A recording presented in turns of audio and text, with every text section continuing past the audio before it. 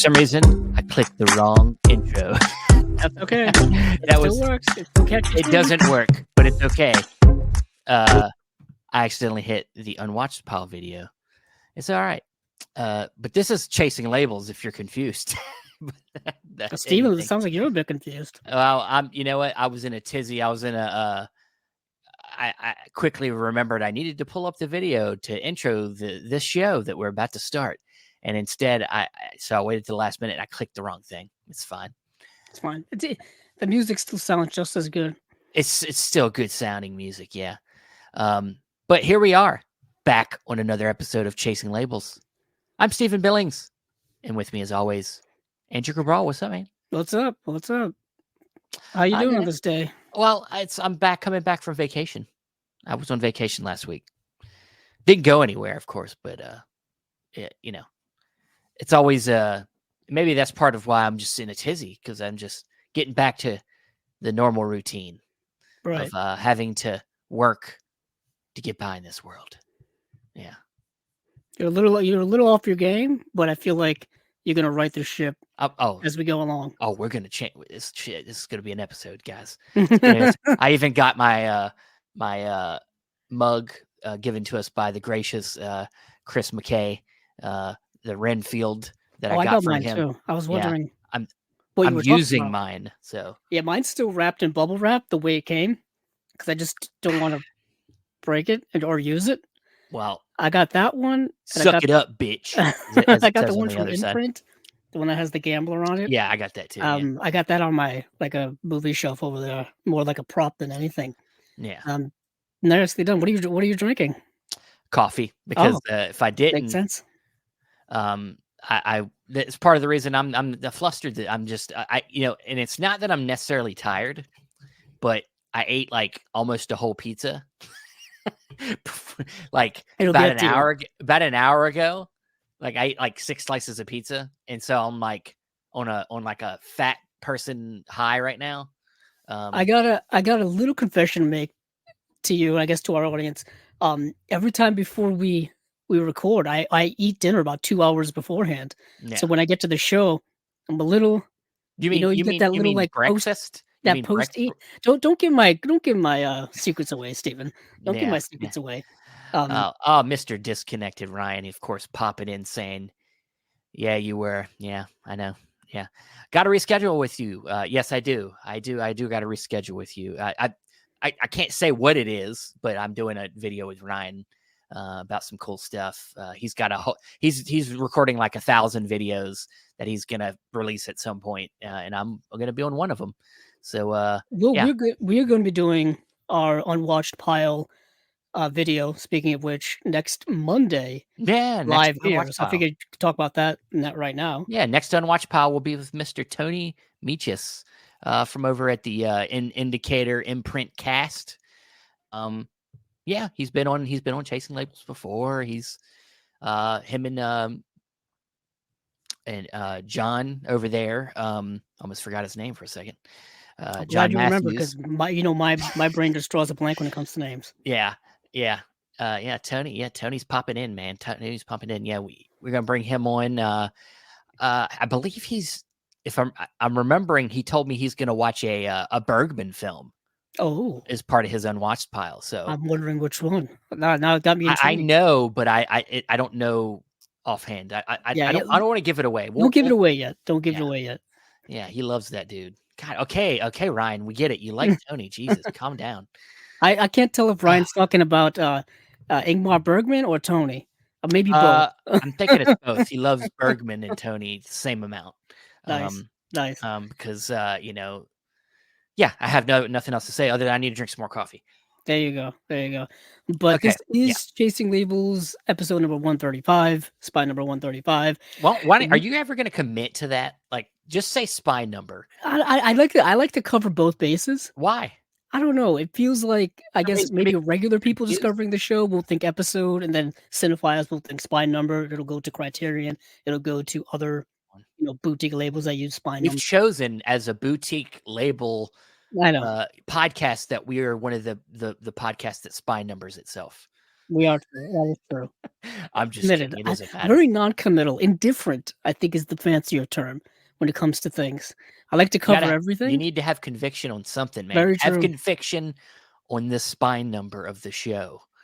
But you know what we can have some convictions about right now is before we get into Blu-ray announcements, let's talk just a tad bit about the Oscars. We obviously it happened a couple weeks ago, and we're finally here to we can talk about it a little bit. I don't want to get into it too deep because that's not what we do here. But right. But of course, we love movies, and we love even though I'm not like super like, oh man, Oscars are everything. I enjoy the show, and I actually watched the whole show this year.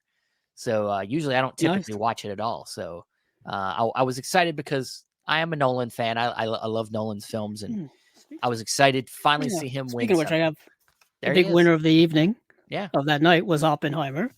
Winning Best Picture, winning Best Actor, Best Supporting Actor, as well as some other awards that are just completely blanking. Well, I have it. It seemed like Nolan finally got his due. He finally got his due. And, you know how it is. Like a lot of times when a director that you feel like has already maybe earned it finally gets it. I mean, obviously he didn't have to wait as long as somebody like a Scorsese, where he like went his whole career and finally with a movie that I think some would consider lesser works than some of his earlier works, finally winning. In this case, Oppenheimer's a great film.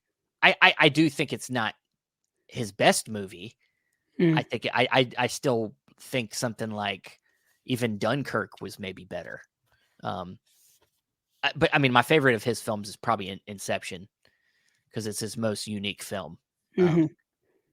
I know many consider, obviously his Batman trilogy, Dark Knight, sure, change the genre. Dark Knight is great too. The Prestige, my affinity towards Interstellar.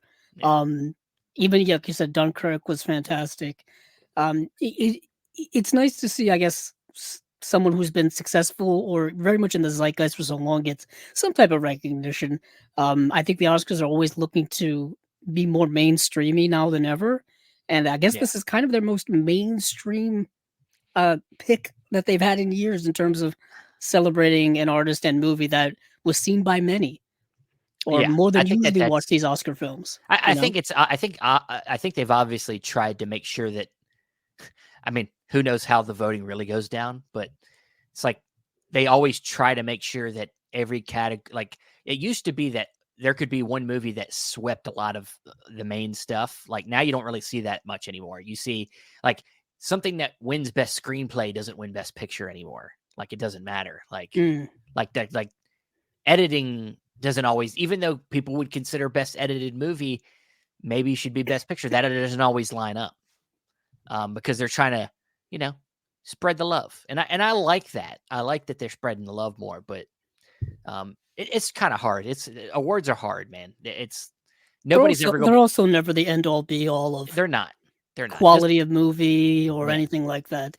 I think people kind of confuse the two sometimes, or they blur the lines the two. It really doesn't matter in the grand scheme of things. It's mostly fun, to be honest. It is. To predict who's going to win. Yeah. What's going to win, how the award season goes in terms of what movie's hot versus what movie's cooling off, all this kind of stuff. Well, I know what my favorite win of the night was, but what was your favorite win? Oh, favorite win? Nolan winning for directing was really good. A big deal, yeah. I have to go back and actually look at the list. While you're not going to do that right now, but mine's for sure Emma Stone winning best actress. Yeah. You know what? That was the most surprising moment of the night. That was part of the reason why I liked it so much. But because I was talking to my wife, I was on the couch. I was like, all right. So I was like, well, this is going to go to, Lily Gladstone. Lily Gladstone. I was like, it's kind of been pretty like, it's been feeling like that's basically a lock. Everybody kind of felt like that it's going to her, and that there was no reason to think about anybody else really. And then they said Emma Stone, and I was like, holy shit. Like I popped up, I was like, holy shit. I was like, wow. And this is how I feel about it. I mean, like, I think Lily Gladstone was fantastic in that movie. I don't like that movie that much. So I think for me, it's pretty easy for me to like, in a biased way, I just think Emma Stone was just so fucking great. Like for once, taking politics out of it, just the best performance to me personally was awarded the best. Yeah, it's very interesting that you say that, just because I think all of the momentum was in Lily Gladstone's favor. Yeah. If you follow the award season closely or not at all, if someone wins certain awards, the indications are there that they're going to win the Oscar. You know what I mean? Whether it be SAG, whether it be the Golden Globe really doesn't factor into, but usually the Guild Awards, SAG, and stuff like that. And she was pretty much the front runner, like you said, Stephen, and that's why the Emma Stone was so surprising. For me, best one of the night was probably Godzilla winning for best visual effects. Because they got everybody went up there. They all had Godzilla action figures and stuff that they carried throughout the red carpet ceremony and all that kind of stuff. And just to see a Godzilla movie win an Oscar for the first time ever, I think, was kind of incredible, fun, unprecedented. For anyone keeping track at home, the movies have pretty much been coming out rather consistently since 1954, and he's never won anything for any of those movies, and those movies are still so iconic. You know what I mean? Even the bad ones people remember, I'm hoping we get more of those on Blu-ray sometime soon. I know we got a good amount of them, but I'm talking some more stuff. We got the Showa era set from Criterion, which I have and many other people have. I would love them to put out the other ones like Heisei and then the modern era and all that kind of stuff. That would be cool. But that was a pretty great moment. Yeah, definitely. I think it was a pretty solid show. I mean, I think, Jimmy Fallon, what's his name? Jimmy Kimmel. Was fun. I mean, he's just a fill-in. I mean, like, that's the thing, is finding the right balance. It would have been nice to have maybe a host that was a little bit more interesting. He just kept making kind of really low-hanging fruit jokes. The best joke of the night was the one that's one of the most controversial ones to me, which was when he made the whole drug joke about Robert Downey Jr. I thought that was hilarious, but everybody else it landed very poorly. Like, I think everyone in the room just didn't know how to react. That's because they're all wusses. Come on, man. Robert Downey Jr. probably thought that was hilarious. I mean, come on. Like, I don't know. It seems like such an old reference by this point when it comes to Robert Downey Jr. It's like everyone knows about his past. Exactly. Everyone knows about his. Well, you have to bring it up on the night where we know he's about to finally win an Oscar. Yeah, which he did win. Which he did win. I think rightfully so. I don't know. I thought that was to me, most jokes were pretty bad the whole night, but I mean, Jimmy Kimmel is, like you said, he's the safer host. Things are going to run smoothly for the most part. Other than that whole, La La Land Moonlight debacle a few years ago, which wasn't his fault. No. So it's not like he was the reason why that happened. Actually, the best part of the night was the John Cena thing. Oh, you like the John Cena joke? I thought it was actually done really well because it was a reference to an old the streaker from like 40 years ago, 50 years ago. I think it was 50 years ago, 1974, where Streaker came on the stage. Yeah, and I was like, I know they set it up like it was going to happen, but then they kind of played it in a different way. Yeah, they did a great job. I thought that was a fun thing, and there was a couple good hosts to presenters that were like the Schwarzenegger, DeVito. That was a good one. That was a good one. That was the Godzilla one. They presented for best visual effects for Godzilla. Yeah. And then the moment with Keaton, Keaton there, the little Keaton back and forth there. I think he presented as well. He did. Him and somebody, Catherine O'Hara, because they're going to be in Beetlejuice, of course. That's what it was, because they were promoting Beetlejuice 2, which is coming out in September. Yeah. So it was overall it was a pretty solid show, and they of course got it done. They bragged about how they got it done in under 3.5 hours. Okay. In fairness, it started an hour earlier than usual. It started at 7, ended at 10:30 Eastern Standard Time. It usually goes from about 8 to past 11 midnight. So if anything, it worked out better in terms of timing and things like that. No, I think it was it was better timing for everybody to watch it. And it ended well. And I know that the Best Picture Al Pacino thing was really weird. Like, they didn't want to. They didn't want him to say all of the names of all the movies again because they had already brought him up throughout the whole show. They presented them throughout the show. But he still fucking botched that shit. Like, he was like, I guess best Oppenheimer. Oppenheimer? He acted no one knew how to react. It's like, did he just... Was he saying there was no build-up at all? There was no build. I'm like, dude, what the hell? Like, you could have done this still way better than the way you did. I'm curious if they had like because usually they have a rehearsal. So before the show, did no, it they felt not like rehearse? You just pulled him out of the audience. He was half drunk and he just got pulled up there. That's what it felt like. Maybe they just pulled him out of the audience. No. Whatever the case is, fix that next year. You know, at least. Yeah. The one thing they did botch horrifically, which they did last time too, was the in memoriam. I don't know whose idea it is to have it done like that, but they've got to just go back to the way it was. Like, just, full screen, the pictures, the names, all that stuff. I don't need to see people singing. I don't need to see people dancing. It's not a show. It's an in memoriam. I don't know what they're doing. And the fact that they don't show everyone, which I understand you can't show everyone, but then at the end, they're just like, go to our website to see all the rest of the names. It feels so, uncivilized, so I get it. Disrespectful in a way, but unintentionally. Yeah. It's done for timing and things like that. I get it. But, it didn't bother me necessarily in the moment, but I can see how it could bother somebody. Well, you couldn't see when you were watching on the television. They had a wide shot of the stage the whole time. Yeah. Of like people performing, and then the screen was in like behind them. Yeah. So even then, if you have poor eye vision or a small television or a small screen, whatever you were watching it on, you couldn't see the names of the people in the pictures. I mean, that was the whole point of it all. Yeah. Also, you got to make this thing available to more people, like available free to stream or to stream on more platforms or something like that. Because I saw so many people scrambling at the last second to figure out how to watch it and where to watch it. I had to do a free trial of YouTube TV. A lot of people had to do something like that because it wasn't available anyplace else, or that was the only way you could get ABC for streaming or something like that. I'm surprised they didn't just stream it live on Disney Plus. Like, I'm surprised. Yeah, I was wondering that as well. Like, I thought people who had Disney Plus or even Hulu access could stream it live. I mean, heck. Well, I mean, if you have Hulu Live, you do get it live. But it's okay. But if like, I don't pay for Hulu Live, that's essentially like paying for cable. Like, I don't want a whole subscription for TV to watch, one show. I was hoping that it was going to essentially fall on Disney Plus because it's their show. Why not? Disney owns ABC. Yeah, I mean, they could have just streamed it there, but instead they're making you have to find a way to do it in a different way, and I don't know.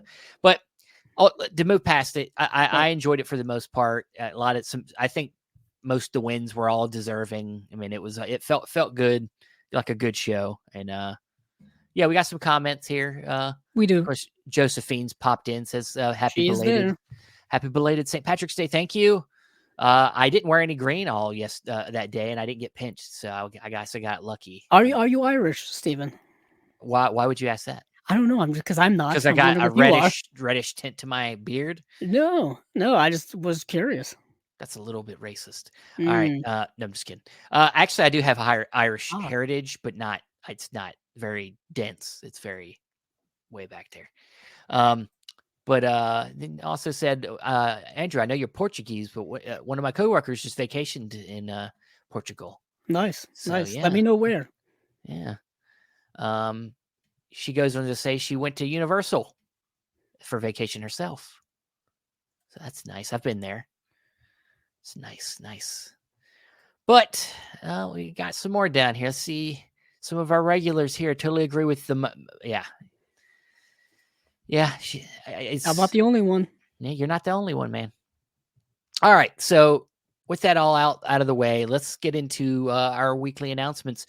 You want to start with? Didn't you say there was something you wanted to particularly talk about? Yeah, there was some news that came out this week, and yes. Of course, as I'm scrolling through it, I can't find it. The MVD, but I know it off the top of my head. So once again, our buddy Eric Wilkinson over at MVD had some news come out about another partnership that they have, distribution deal with Altered Innocence. Altered Innocence, of course, love Altered Innocence. Speaking of that, shout out to Ryan at Disconnected. He just did an interview with the guy, the main guy over there. I'm blanking on his name for some reason. I think it's actually in the article. It's in the article. I'm gonna know it here in just a second. Okay. But anywho, everyone knows Altered Innocence being a partner label over at Vinegar Syndrome, one of their better partner labels. I just picked up The Wounded Man. I think I talked about this on one of our Unwatched Frank Jaffe. That's who it is. That's it. So I just speaking of Innocence, I just picked this up about a month ago. Love that movie.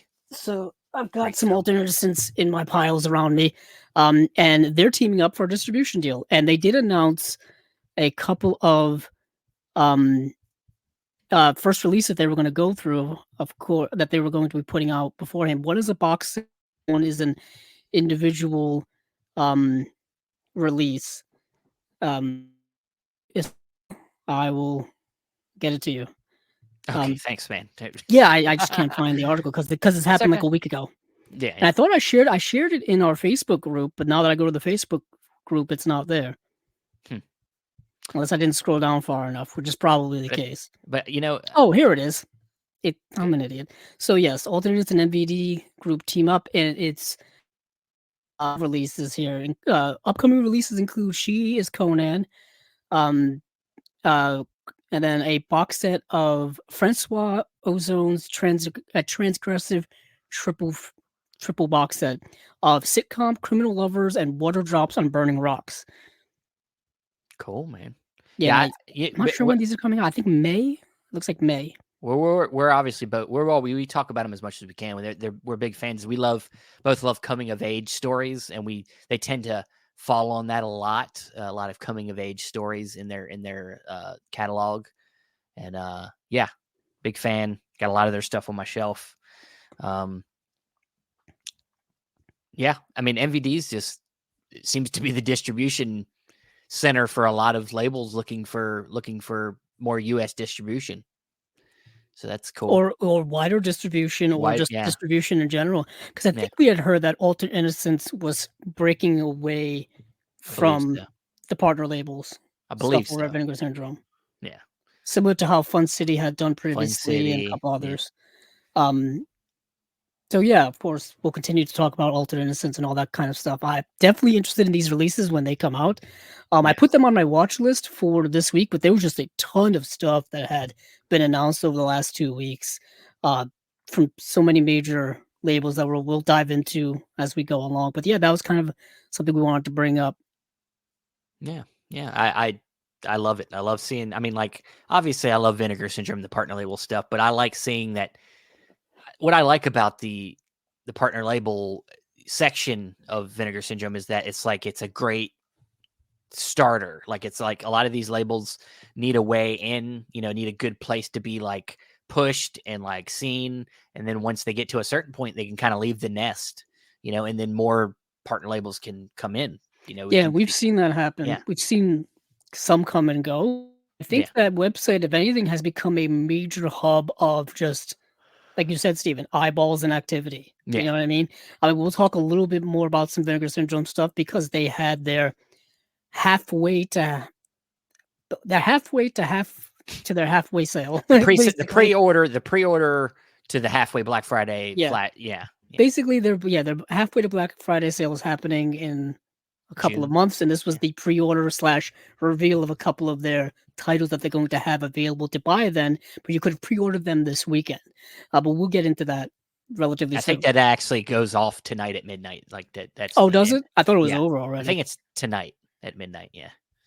But all right. Well, where do you want to start? Let's go to Kino, just because I have them first up on my list. All right. And I like to do things in order. I know. Every time I try to go out of order, I can see how uncomfortable. It drives me crazy. Yeah, I know. So they've got a few announcements. The first one here is actually a nice surprise. It's a nice surprise because there was a Blu-ray put out of this movie a few years ago that apparently was not very good, so I'd never bought it. And this is the movie Hatari, starring John Wayne. Directed by Howard Hawks. Yes. And it's a movie that I had never seen. It is a 2.5 hour film. Does it need to be 2.5 hours? Perhaps not. But it's a movie that I had heard about for years. I'd seen the poster many times, and it's basically just John Wayne like yelling. That's the poster of the movie. So I'm like, what is this movie? And of channeling course, it's Howard Hawks. channeling Lee J. Cobb or something. I guess so, or maybe just like yelling at somebody. So I had not seen the movie for years, and it came out in 1962. Howard Hawks, like I said, Red River was the Howard Hawks and um, John Wayne team up from before, which I've had on from Criterion for many years. It's a big thick set with like a book in it and stuff. It's right on my shelf. Yeah. Takes up a lot of shelf space, that bad boy does. Yeah. So the premise of the movie is a female wildlife photographer arrives on an East African reservation where a group of men trap wild animals for zoos and circuses. And that's kind of the movie. John Wayne kind of runs or works on this safari type thing in Africa, in Tanzania. I think they shot in Tanzania. And the movie, everyone says, is kind of an excuse for Howard Hawks and John Wayne to take a vacation in Africa, I guess. And some of them guys, some of them actors, like the team ups of that time, it starts to feel like that, they're looking for a reason to like hang out and go somewhere cool. That reminds me of John Ford and John Wayne doing A Quiet Man. Yeah. Where they basically, they shot in Ireland, and it's kind of like a vacation, I guess. I mean, there's also been things now. Oh, Adam Sandler, where he does these movies to just go on vacation, cool places and whatnot. All them damn Netflix money. He's got the Netflix which money. tropical island can we do our next movie? Yeah, like what can we go? How can we make a movie that's set like on a vacation somewhere where we get into shenanigans, but the vacation spot happens to be a nice place. and then along with that, who is the next attractive female that in real life I could never get, but will now be my wife? Who was it in Anger Management? Was it Kate Beckinsale, or was that Click? No, was that Kate Beckinsale? I think it was Kate Beckinsale. It might have been. But he has like the craziest amount of girlfriends / wives, like Drew Barrymore, of course. Well, yeah, in times and like in Grown Ups, it's Salma Hayek. Like, come on now. Yeah, in Kate Beckinsale is Click. I wasn't. It's Click. Okay, yeah, it is Click, and of course Jennifer Aniston, Drew Barrymore. I mean, apparently he's great to work with from what I've heard. Apparently, he really believes in the idea that if you're funny, any woman could love any. Which is a very nice sentiment. It's nice, very beautiful. Sure. But yeah, so notorious Adam Sandler is kind of the modern day version of like doing vacation spots and to make movies and stuff, which is kind of cool. You might as well. Heck, if I'm gonna be working, I might as well work in a nice place where I want to wake up every day and go to set and even see lagoons. Even the crew, I'm sure, enjoys being in a cool place. Oh yeah, yeah. So what was I saying? Oh yeah, so this takes place in that African setting, and what happens is, of course, it's an atmosphere that's entirely dominated by men, run by men, and then a woman comes into the atmosphere and changes things up. Things change, and they don't think that she can handle the harshness of doing the job, or being around this job, being around this element in this area. And of course she proves them all wrong. She has like a romance with the John Wayne character that starts out antagonistic, but of course softens up to be more more romantic to a certain extent. But it's a fine movie. I don't think it's particularly great. I think the atmosphere and the location looks amazing, but it's just them kind of like going on different trips to catch animals. That's kind of the plot of the movie, and it's mostly the interaction between the characters and all that kind of stuff. You have a bunch of nice character actors in it as well. And it's directed very well by Howard Hawks. I can't go too wrong with a Howard Hawks film. I love the tagline on this. Wayne means adventure. Yes. Does it mean really? What Wayne? Yeah, there's a lot of adventure going on here. So yeah, it's a fine movie. But I did want to mention that years ago there was a Blu-ray release put out. I want to say actually there was 2 Blu-rays put out. They were both terrible.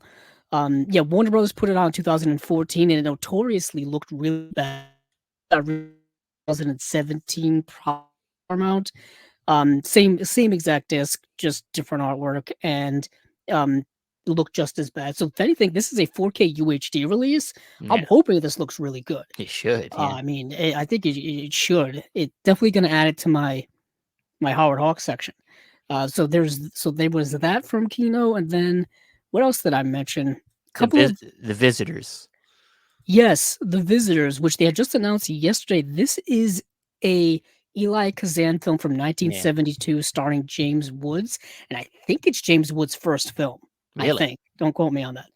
And this movie is way different than what I thought it was going to be. And it's way different than I was expecting from an Eli Kazan film. So James Woods is a Vietnam veteran, and he and his girlfriend and their baby live off in the countryside in Connecticut, I think, and this giant piece of land. And then one day, two of his ex-platoon mates from Vietnam come to visit him out of the blue. And turns out a lot of stuff from the past comes to light about a court-martial, about him doing some things that may have put these people in prison. What were those things? What happened? All that kind of comes to light. And why are these guys here? Do they want revenge? Do they forgive him? What is going on? The issue I have with this movie is that it's very slowly paced, rather meandering at times, and it sounds on paper like it could be very interesting, like a really interesting retrospective look at perhaps saying things about the Vietnam experience, perhaps saying things about Army veterans, stuff like that. And it really doesn't go to those places. It kind of just meanders into people sitting around a room and mumbling. That happens a lot, and it's the version I watch, which I think you can watch it on Tubi.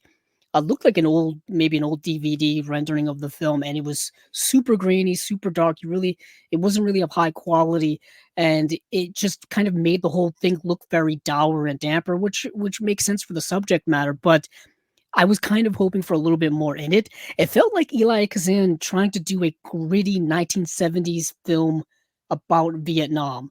I thought it was kind of had the same vein of Sam Peckinpah's Straw Dogs.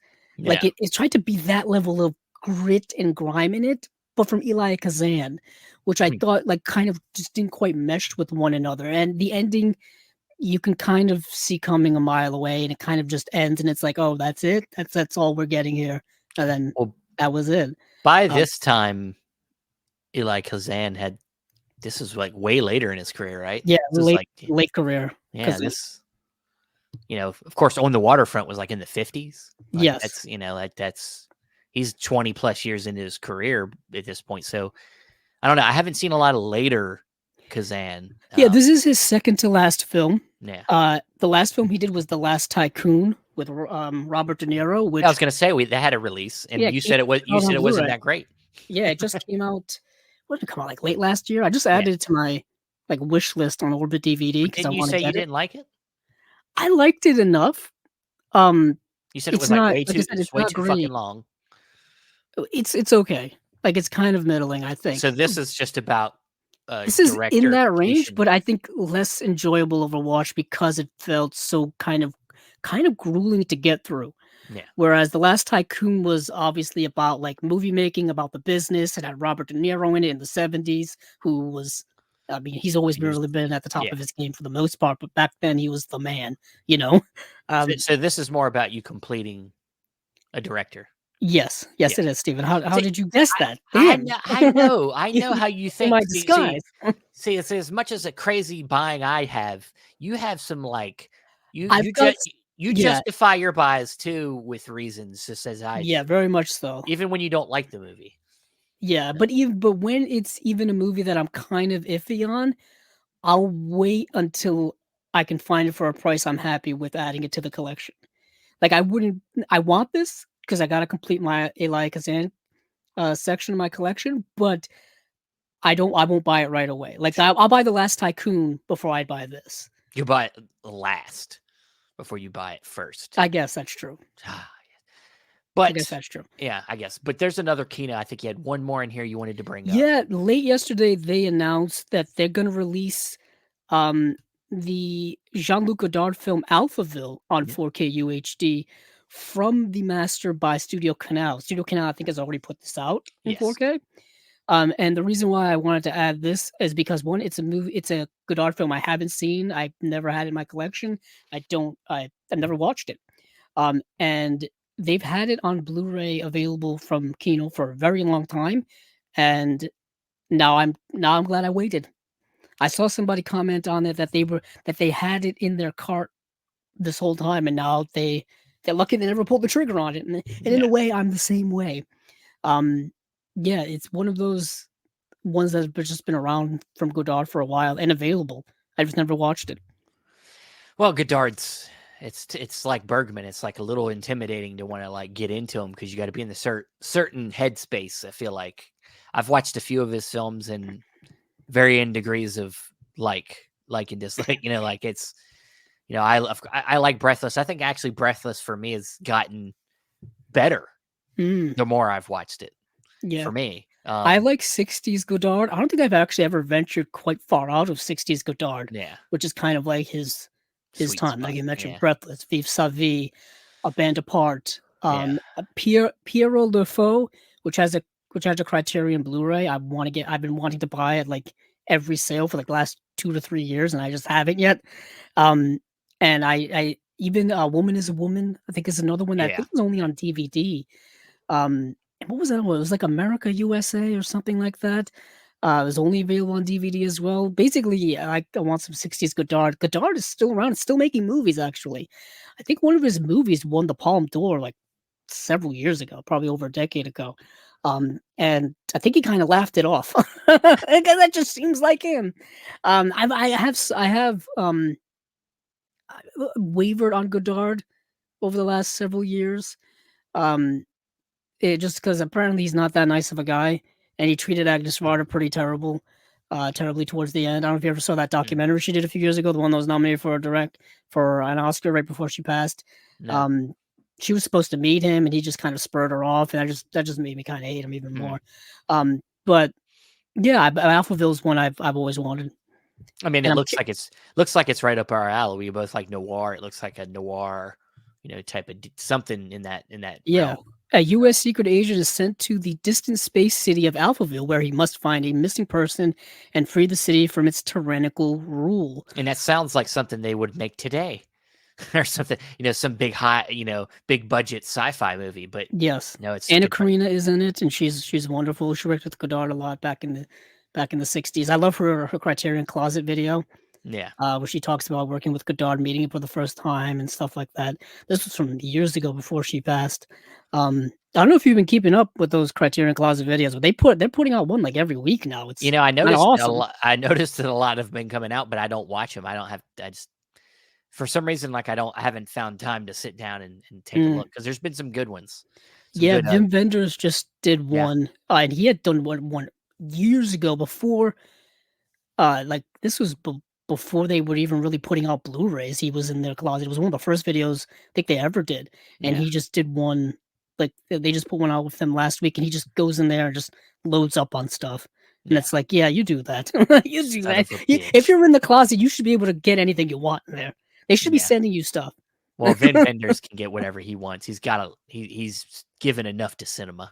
That's very true. His newest film is fantastic. Yeah. Oh yeah. Question: do we both have 4K players? All region 4K players. I do not have an all region 4K player. I have an all region Blu-ray player. Yeah, me too. I don't have a 4K. Reason being is because 4Ks are typically region free for the most part. Some of them, they've been sneaking some region locked 4Ks out there, which have been really frustrating. Whether they're doing it intentionally or unintentionally, it's kind of annoying.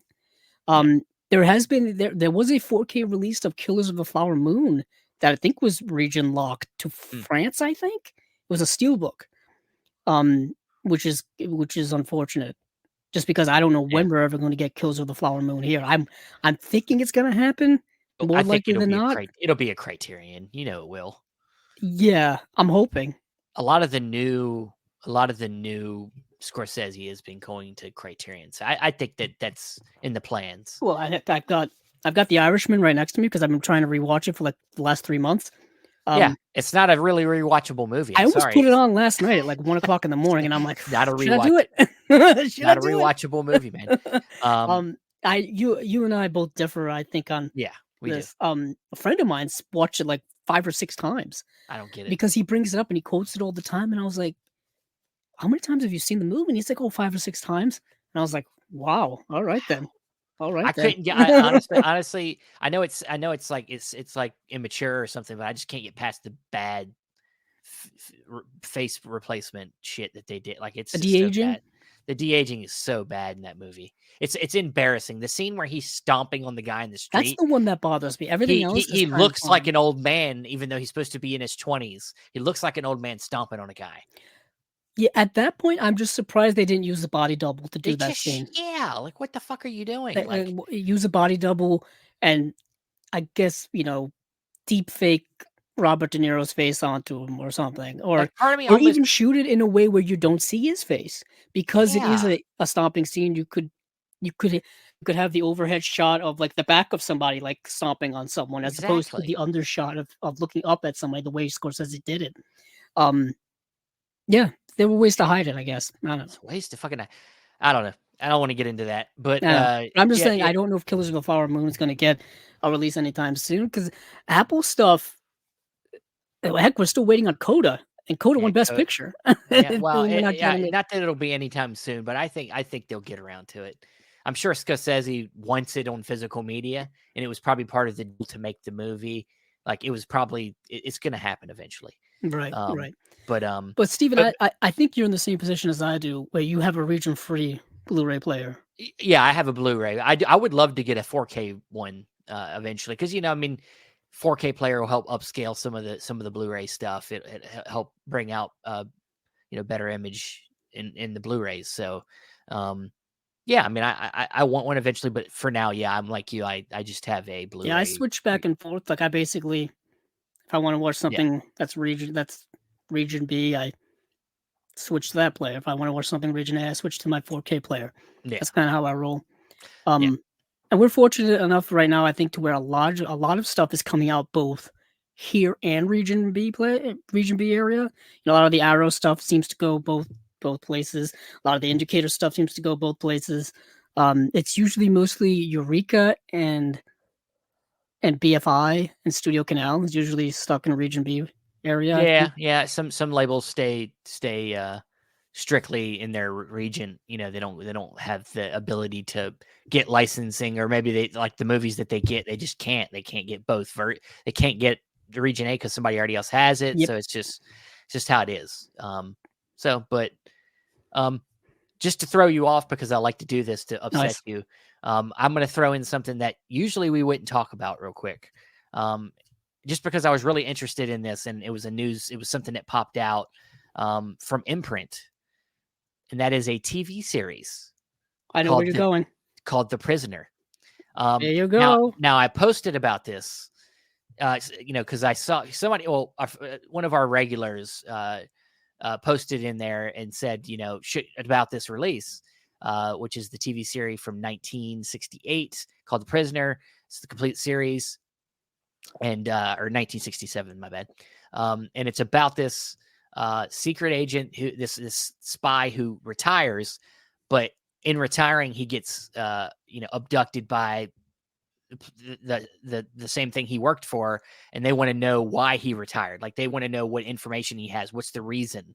And so he goes, like, the whole series is this thing of them trying to extract this information from him in different ways, and he gets taken to this like small community where he has to like live, and you don't know where this community is. He keeps trying to escape. It's this like weird kind of like, I guess you would call it kind of a mini series, because it lasted only 17 episodes. So it's kind of a mini series, kind of not, but it's I watched about a little over half of it. Oh, wow. Awesome. Yeah. So I watched about close to 10 episodes, I think.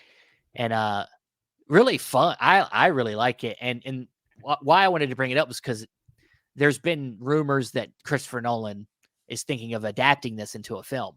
And he had already actually been thinking about this years ago, but never got around to it. He eventually did Inception instead.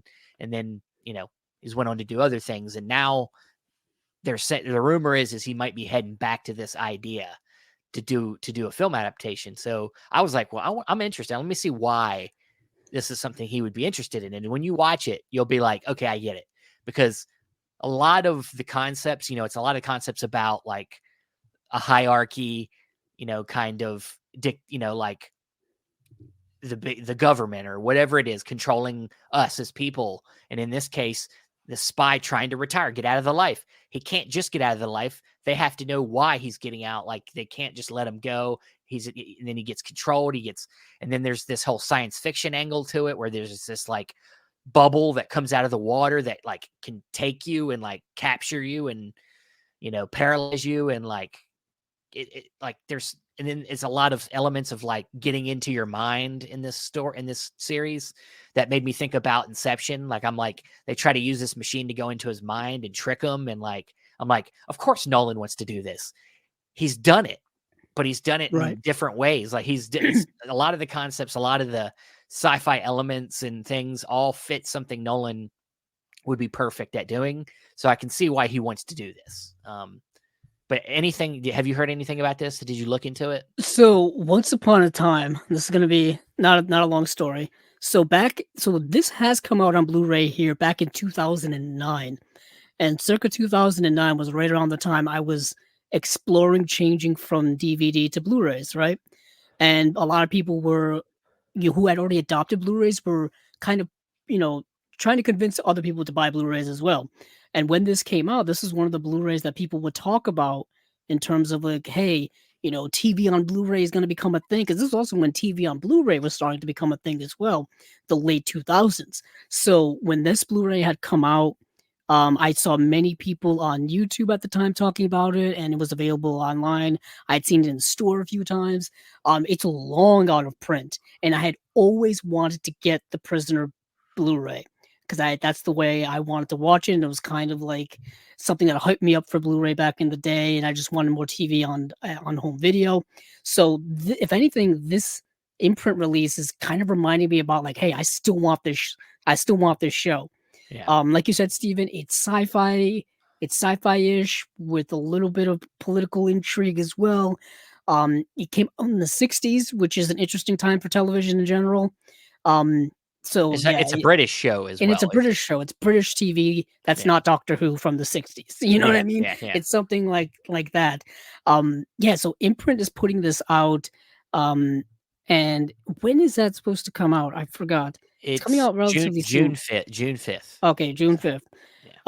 Again, it's the only place that's really re-putting this out at all. Like I said, originally is long out of print.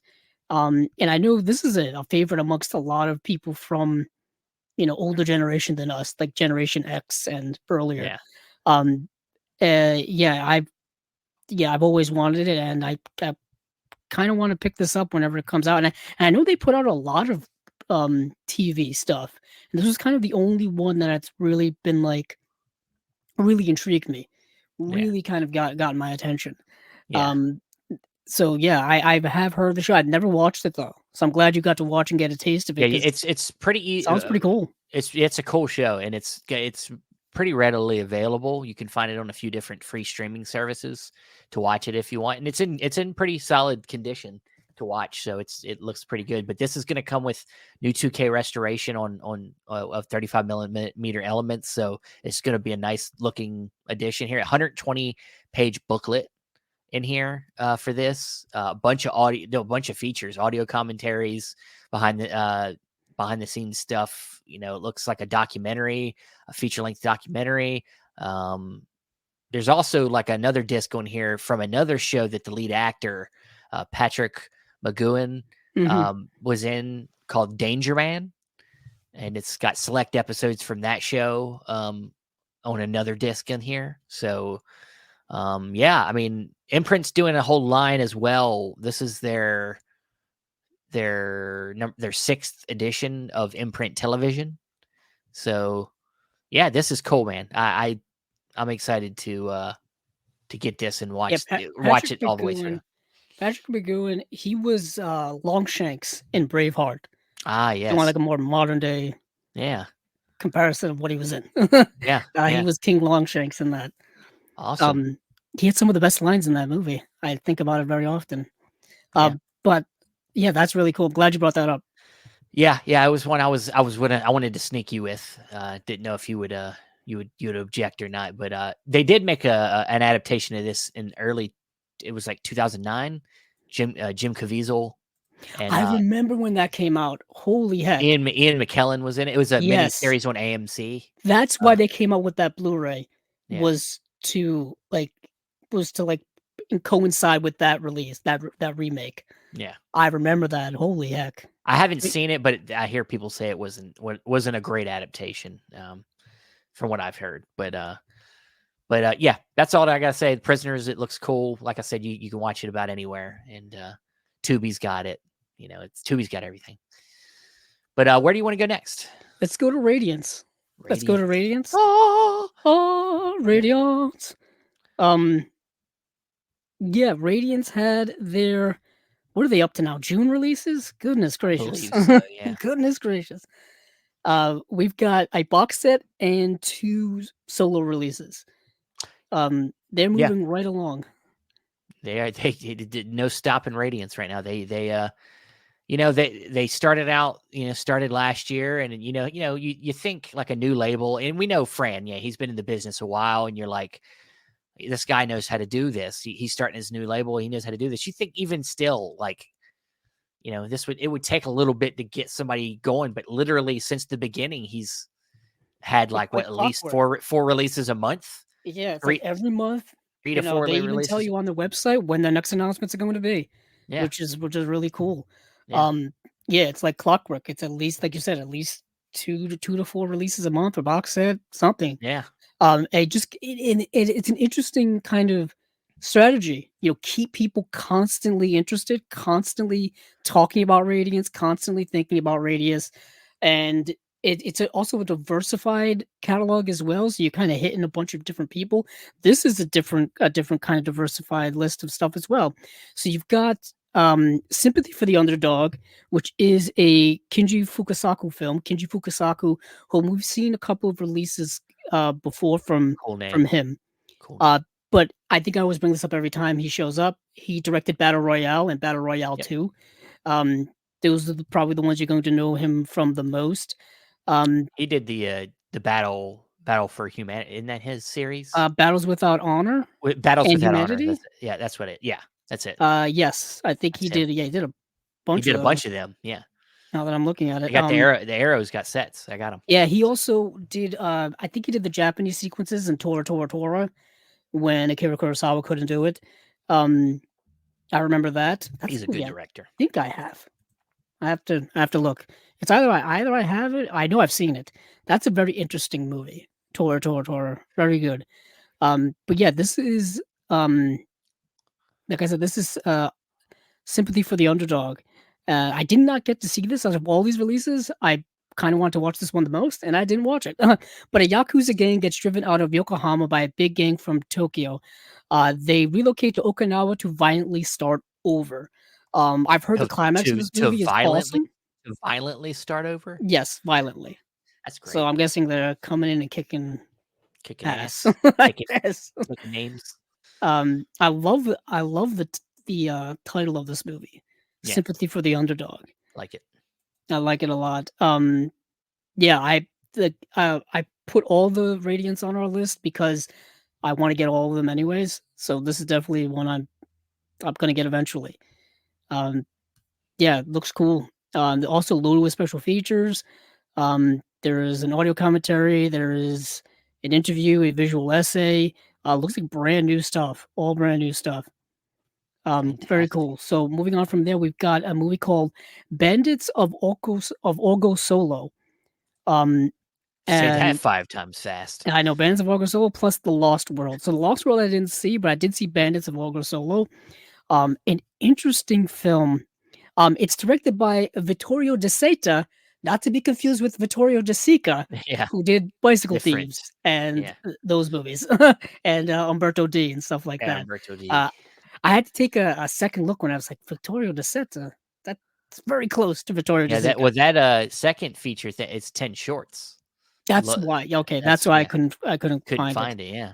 So it's 10 short films. It's the Age of the Swordfish, Islands of Fire, I cannot read that. It says Solfatara, Eastern Sicily, Sea Countrymen, Golden Parable, Fishing Boats, Orgonsolo Shepherds, A Day in Barbagia, and The Forgotten. I think I, that's I all. love when labels spotlight short films. You know, I like do like that we as see well. that a lot more. I mean, like you talked about it last episode with the Canadian International Pictures. You know, that whole animated short set that they put out. Did just put out. And just Arthur Anderson's got a couple sets Oh of. yeah, Yeah, I've got. did you just get that? I gotta find it. Actually, Altered it's on my Innocence stacks Volume behind me. Hold 2, on. Volume 1. I got volume 2. There it is. I got volume 2 actually. Yeah. I wish I had gotten volume 1 when it came out. I don't know if we were covering Alternatives when volume 1 had come out. Oscars could really benefit. Take a note. Take a note here. You could put some money into putting out some physical media that spotlights the short films that get nominated every year. Do it. Well, what they end up doing is they do put them in. I know it in theaters. Yeah, they put them but in it's theaters. like super limited availability, and they're only like available towards very close to when the Oscars are airing. Because I've seen people we follow, people we know, go to the theater and watch them all. Like they'll play I'm not them all saying you back to shouldn't back. do that, but I do want them we can't physically get available. people to go to the theaters to see full length movies right now. Right. So how about we give people an availability in physical media? Because I mean, some of these you might not ever find a way to watch them again later. Well, yeah, you gotta hunt them. I mean, because I watched a bunch of the short films right before the Oscars came out, and I had to go online and kind of hunt them down because they were available. Like some would be on Netflix, some would be, on Apple, some would be on Hulu, whatever the case may be. You have to kind of hunt them down. That's the one issue I have with streaming, and this is a whole big thing.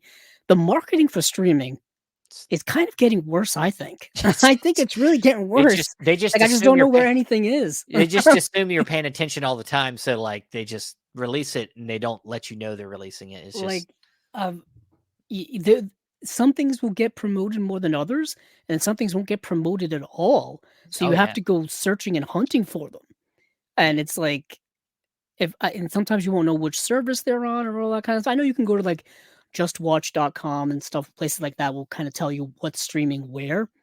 But I'm talking about specifically like new stuff, like knowing new that stuff that's something coming up. exists at all. Yeah, something that's coming up right away. And then sometimes you do get promotion.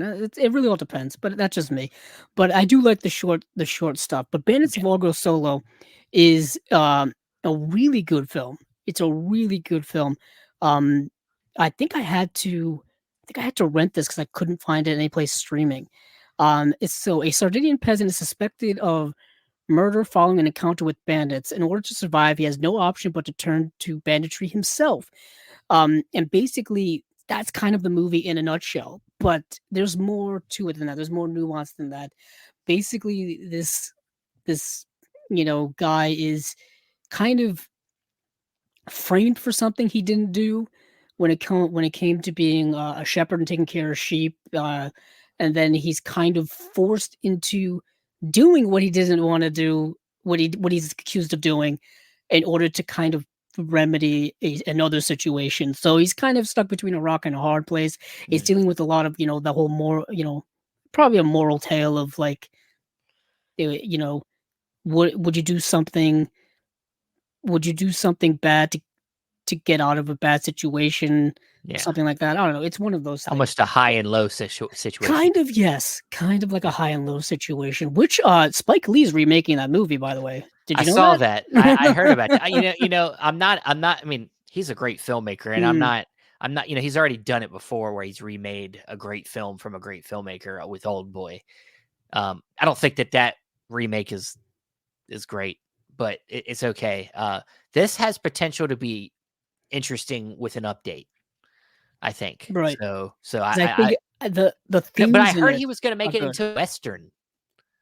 I heard that he was Denzel going to be in it. I think he is. But I think it's going to be the first time. Yeah, I think it's going to be the first time he's teamed up with Denzel since Malcolm. No, Inside Man. You're right. Inside Man was 2003. 06. Was it something that like that. Yeah. So that's going to be very interesting. Spike Lee's a super cinephile. Like I think he teaches at NYU. Like he teaches film Yeah, courses at I NYU. believe it. So kind of knows what he's doing. But I find that to be very interesting. Kind of can't wait to see what he does with it. Yeah. But this is kind of dealing with that kind of moral tale, but there's a lot more nuance to it and stuff. It's beautifully shot in black and white. I believe it came out in the early '60s, as well. Yeah, really, really good film. I would definitely recommend And people this, just checking out. It is slow moving, yeah. even though the movie doesn't have a long runtime. Still a very kind of slow moving foreign language film. And this release is region free, so that's good. Okay. Everybody can get it. But the last thing we're here with is another grand box set, which Radiance just I'm always they're always coming with interesting box sets, and this one involves a filmmaker named Jean-Pierre Mocky, and it's the aggregator 3 provocations from the wild world of Jean-Pierre Mocky. Yeah, the 3 films we got here are Latan, Kill the Referee, and Agent Trouble. So, did you get a chance to check out any of these? Yeah, I watched all 3 of them. Of course you did. Good job. Good job. 3 very thank you. 3 very different films. Yeah. Like Latan is kind of like a what's the hold on. I'm gonna pull It's not related to Tan. No, it's not. I was just gonna say it's Latan is kind of reminds me of a Jean Roland film. Really? Like it's got that a lot of fog going on in here. I can tell you. Is there vampires in it? Is there vampires in this? Weird stuff going on, I would say. More like weird stuff going on. So Nora and Jock arrive in the strange village of Latan during the Festival of the Dead. That's the setting. So you got weird, like paganistic type stuff going on with odd looking creatures and things walking around. Does it fall in maybe the folk horror genre? Kind of like a folk horror-esque type of thing. So I was like, not knowing who this director was at all, I'm like, okay, so kind of like Jean Roland, kind of given those vibes. I'm digging it. But then the other 2 films, completely different. It's completely different. So the first film, Latan, is probably the best of the 3 that I saw, at least the most interesting to me. The next one, called Kill the Referee, basically these soccer super fans, or hooligans as they're called, don't like a call a referee made during a game, and decide that they're going to hunt him down and show him some business. It sounds like a comedy farce film. Not so much in a way. Well, in a way, it kind of starts off kind of like a farcical idea, like, oh, they're going to hunt down a referee and kill him. So it's actually they don't like the way it is. Straight, then it's played straight. But it all takes place in one night. You know what I mean? Like, so the game the movie starts, the game happens, the bad call happens, and the soccer hooligans, they're pissed off after the game, and they're kind of like, you know what, we're gonna find this guy. You know what I mean? So the whole night they're looking for him. Plus, you get like a cross cut of what the referee is doing during the night as well. And then, of course, obviously, everything kind of comes to a head. And of course, as the night goes along, things kind of amp up and amp up. It's kind of a bit of an After Hours vibe to it, but After Hours kind of has a more, obviously a more kind of comedic take to it, I believe. Yeah. But this kind of, goes deeper and deeper into like pushing the envelope of criminality, really. What is interesting about this movie is that you could kind of take it out of today's headlines a bit, because people get pissed off at referees all of the time. I'm notorious for this. I yell at my television periodically throughout sporting Andrew, events. I can't see you getting angry. Oh yeah, you get angry a lot. I used to yell at the referees during my brother's soccer games when he was in high school. Well, let me ask you this: I don't really hear you use profanity. Do you use profanity when you get angry? Constantly, yeah. Andrew, we got to get this on video. I don't think anybody's going to believe you. Oh yeah, I mean, I'm very passionate about my sports teams, which I guess is a lot of worldwide type of commonality, especially soccer fans in other countries. It's massive. Like it's life or death for them. I knew you were a Yeah. sports fan, but I did not know you were that passionate to where you curse at the TV. Thing is, Wow. it really all depends on where you're from. Depending on your sports climate, being so close to Boston, where the fans are even more wild than me, um, or you know what I mean. It's kind of like the further away you get from the epicenter of a sports mecca, the weaker the fanaticism is. Yes. Yeah. So I'm like an hour away from Boston, so it's a little weaker here. But I've been to Boston. I've been to, you know, yeah, Boston Bruins games, Boston Celtics games, and fans are wild. Like they will just yell the most profane, profound things at referees and opponents that you've ever heard. Yeah. And they don't care if children are around or if anybody's Nope. around. They will do it. It's because most people are intoxicated at these events. Very much For so. the It most part. probably as well. Yeah. That does factor into it. I think there's a reason why at certain sporting events they stop selling alcohol at a certain point. Yes. Some sporting events they don't sell alcohol anymore at all. That just that's recipe for disaster. So in this movie, it's kind of playing on that idea of super fanaticism getting taken too far, which we've seen in other movies before. But this one is is very much like that. I like it. Then we have the third film, which is also completely different, which is called Agent Trouble, starring Catherine Deneuve in a rather large wig. And in this film, I'll just read what it says here. A bus of 50 French tourists lay dead while the driver makes a call. A wanderer, Victorian, boards the bus and robs all the passengers. Returning home, he visits his aunt, Amanda, portrayed by Catherine Deneuve, and lets her in on his secret, unwittingly bringing her in to the attention of icy hitman Alex. Alex. A conspiracy thriller reminiscent of Hitchcock, Jean-Pierre Mocky's wonderfully eccentric mystery, has a light comic touch that carefully balances grotesque flourishes. So you're getting a bit of a Hitchcock thriller here, where it's kind of like, wrong man at the wrong place at the wrong time, getting caught up in stuff that's bigger than he thought it was. Like he just thought it was a bus full of deceased people that he could rob, which sounds outlandish. And then, of course, he brings his aunt into it, and she gets caught up in this thing as well. And yeah, it's a Hitchcock film. So you're going from like Jean Rollin to like a soccer hooligans, like After Hours type of thing, to a Hitchcock film. It's very, very diverse. Yeah. I also heard through the grapevine, I think Severin's going to be putting out some of this director's work as well.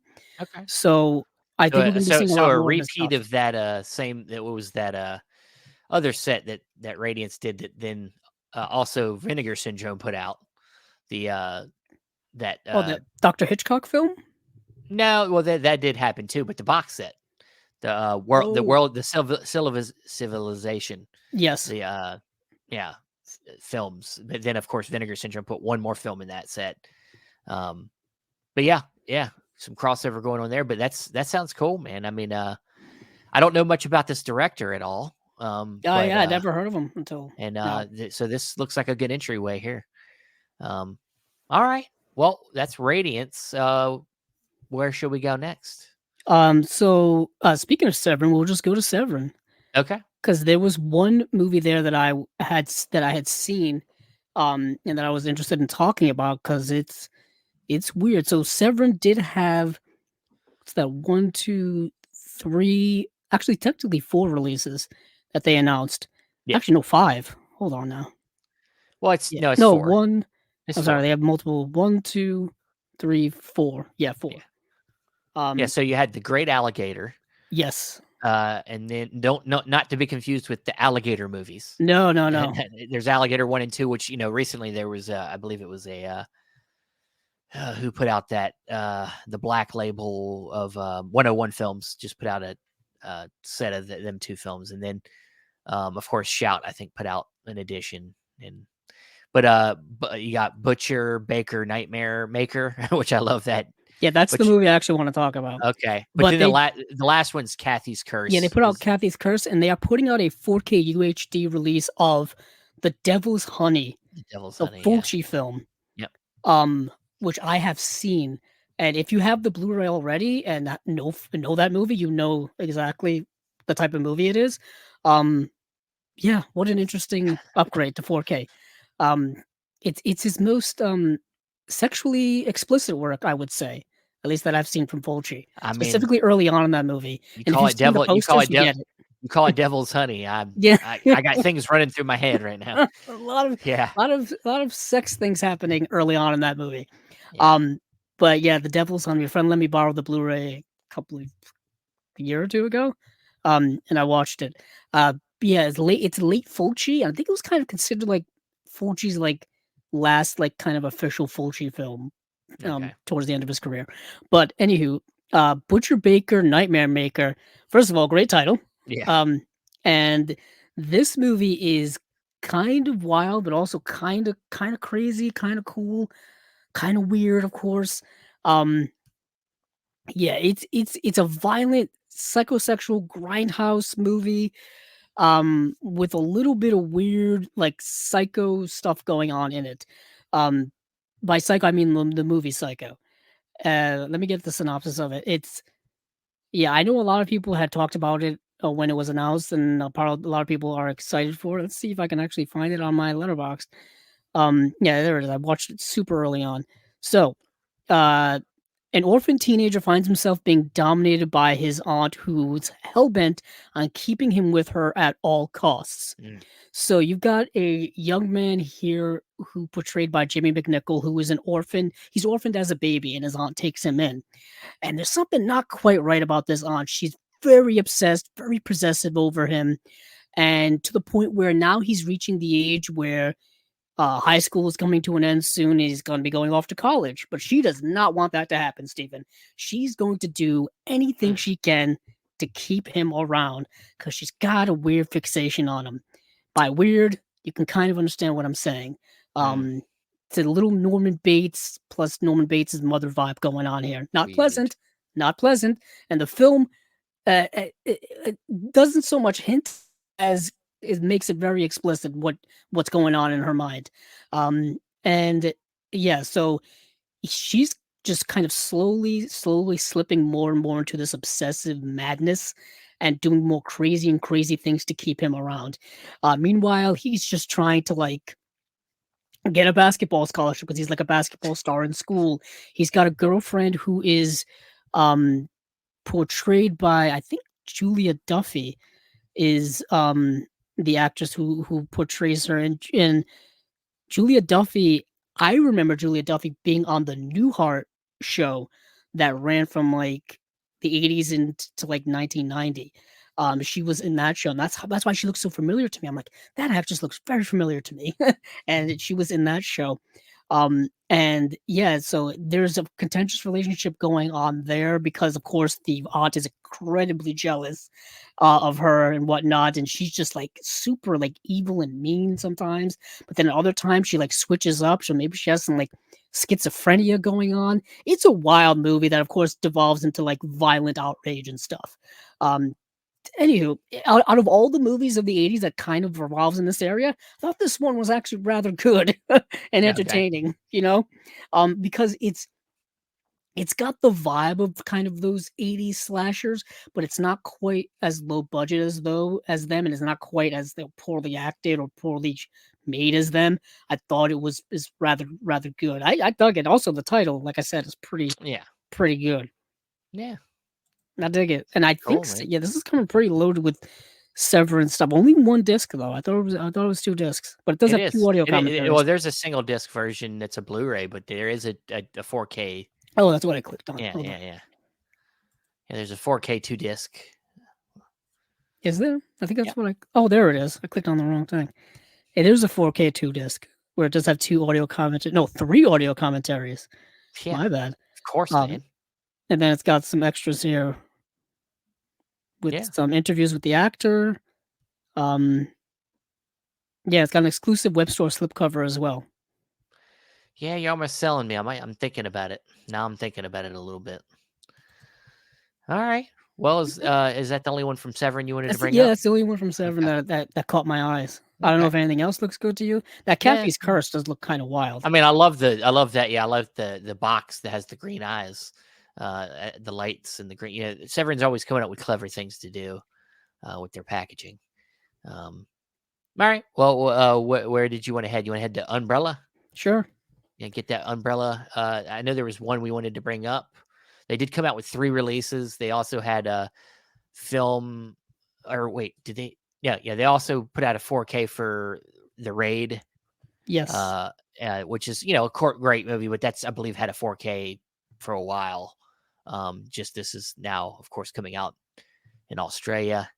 And was there something else that I'm forgetting? A lizard in a woman's skin is Okay, yeah, another that's it. Fulci film. They're putting out a Blu-ray of that, and it's had a Blu-ray out here for years, but put out by Mondo Macabro. Yeah. And it's Gotcha. still available if anyone is interested in that. Yeah. Um, Yeah, but so the the thing. one go on. Yeah, I was gonna say the one we wanted to bring up was it was a really cool box set that they announced. Of course, Umbrella has been notorious for exploiting Ozploitation. In their catalog, they've used that documentary for as features in tons of their releases. And then now they're doing a set called Ozploitation Rarities Volume 1 that has a group of films here. We got one film called Crosstalk, then a film called Lady Stay Dead, which has the best title, Lady Stay Dead. And then they have Final Cut is another film they got in here. And is that it? Yeah, that's it. Lady Stay Dead. Tell me you saw Lady Stay Dead. That's what's crazy? I saw 2 out of 3 of these movies, and Lady Stay Dead is the one I didn't see. Jesus Christ! Why not? Why didn't you watch that one? I don't think I don't even know if I looked for it to watch it, but I don't know. It should have been the first one you looked for. It should have been. It should have been the first one I looked for, to be honest with you. But I saw the other 2. I saw, what was it? Crosstalk. Yes, I saw Crosstalk. Okay, say that 5 times fast. That's why I kept saying stalk. Crosstalk. Yeah, I know. Crosstalk. So this is so a computer genius is confined to a penthouse after a car accident with only a nurse to look after him. But the advanced computer system designed to make his life easier appears to be taking control. Yeah, what's it is so it's a little bit of 2001: A Space Odyssey. Okay. With the whole HAL computer taking over and having a mind of its own. That's kind of the gist of what's going on here. Just obviously way less interesting and completely different in terms of the plot that's going on around it. It's these movies are all kind of fine. They're definitely Ozploitations, but they're like lower budget, like B movie Ozploitation, if that makes sense. Yeah. Because first of all, I don't think these have been available in any type of high quality for a long time, or ever really. Because they were all super low budgeted the way I found them. It's they're not great. Because then the next one I watched Final Cut, which is a cool title, and I think the alternate title to that is called Death Games. So Final Cut's a much better title. Yeah. It makes more sense. Because Final Cut has to deal with movie making, and this has to deal with movie making. Basically, this documentary this documentary filmmaker is making a documentary about this other filmmaker who may or may not be making snuff films. So they're trying to figure out if he is or not. So I'll read the premise. I'm doing a really terrible job of describing it. So a glossy thriller about a show. First of all, it's not glossy at all. A glossy thriller about a show business tycoon with a shady background and a young documentary filmmaker and his girlfriend who are making a film about him. They believe the tycoon has been making quote unquote snuff films, and they try to get a confession on him on film. He invites him to his luxury penthouse for a weekend of partying and filming, and indulges in mind games until the party ends in disaster. I had truthfully, the only place I could find to watch this movie was on the Internet Archive, and it was probably from a VHS tape. Yeah. So the quality was horrendous, to say the least. And I'm not saying that to be any type of snob or anything. I'm just saying it looked like a very much beat up VHS tape that I was watching. And the movie is rather slow and uninteresting until the third act, when things start getting a little crazy. and you start unearthing that, yes, indeed, this guy is doing some weird stuff behind the scenes, and you've got it, and the people have have figured it out. So yeah, this box set, while interesting in the Ozploitation sense, feels like they've put out better Ozploitation films than this in the past. Like Yeah, these seems well, like they're maybe. digging deep into the archives of Ozploitation, Well, and I know very little about Ozploitation in general. I'm just kind of just saying that. well, I mean, but the thing is like I think a strategy that most labels like to use is that if they're really wanting to, they have like a group, they have some films that maybe are like lesser known, and they want to find a way to get them exposed and give people, even in a sense, business wise, to sell them. They tend to put them in box sets because it's easier to sell when you can get a group of movies that you've never heard of versus I one, couldn't see like releasing these movies individually and charging $30 for them or something. Yeah, Like, exactly. I don't think they're of that high quality enough to get people to buy them for a combined $90 to $100. Like, putting them in a box set for whatever the price is makes a lot more sense. Now that I've completely, yeah, there it is, and because they're selling it, they're selling it for $74. It's a little bit on the high side. A little bit on the high side, but divided by 3 is a number that I can't quite figure out, Steve. I don't know about you. Was that $25 a piece? 25, yeah. Just a little high for I think these movies, but of course you do get. I'm hoping special features. Didn't even look. Yeah, you do get some special features in here. Of course. That's what it was. Yeah, the Crosstalk is a combination of Rare Window and 2001: A Space Odyssey. That was the crossover. That's probably the most interesting movie out of the bunch is Crosstalk. Okay. Of course, they have some interviews here from Not Quite Hollywood because you got to throw some of those in there. You got to. Yeah, I mean, I like Australian film. I'm always looking for some more Australian film that I can like. But all right, well, that's it for Umbrella. How about we do Indicator? Sure. Indicator. So Indicator announced their June releases, and in the almost it feels like in a rare change up, and they do this.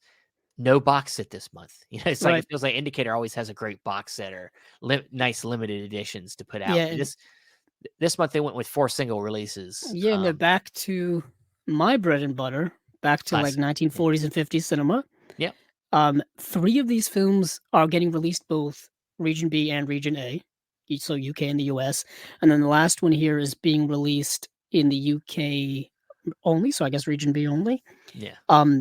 And so it's Tomorrow We Live, The Shop at Sly Corner, Obsession, and The Whole Truth.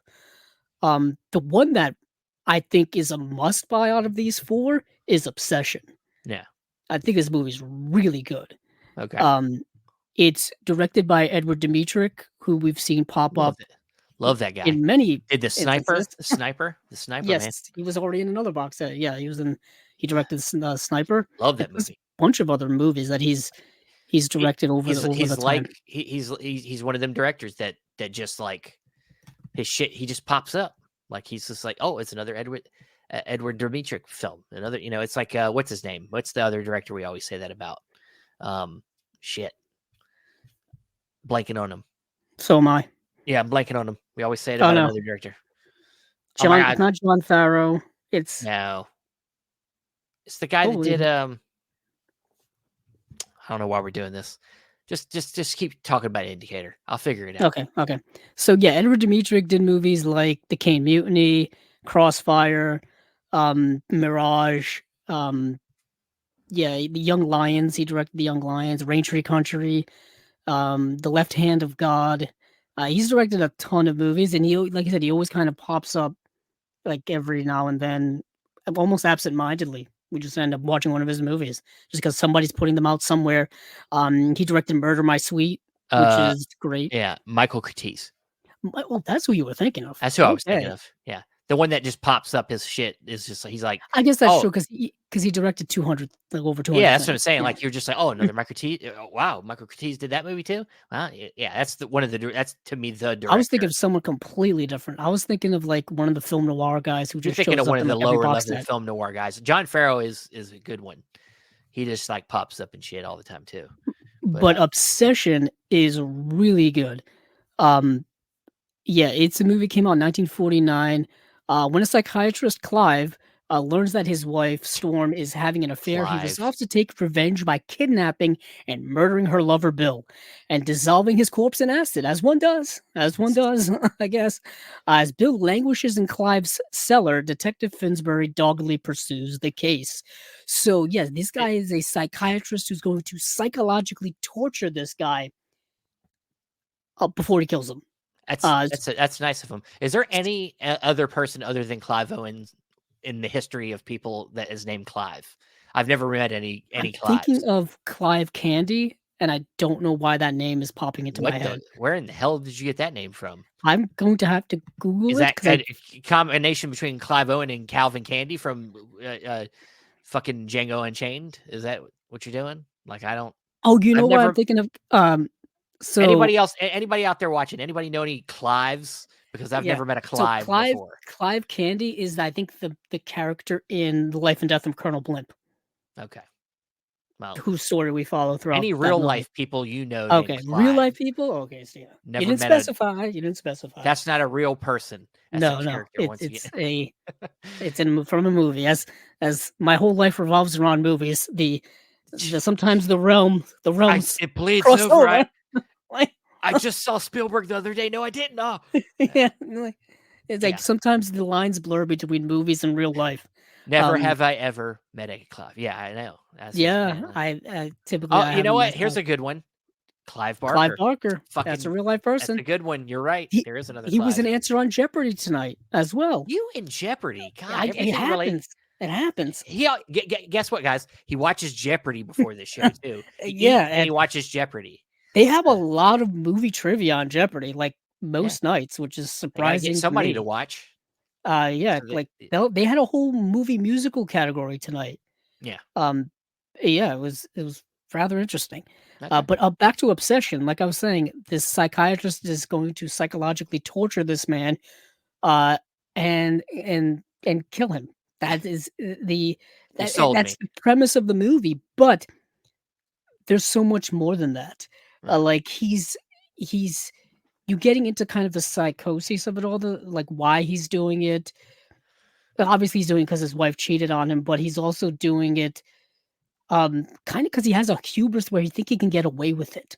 You know what I mean? He has that air of confidence about him where, I'm a psychiatrist doctor. I'm not only going to kill this man, but I'm going to do it in such a way that is going to be special.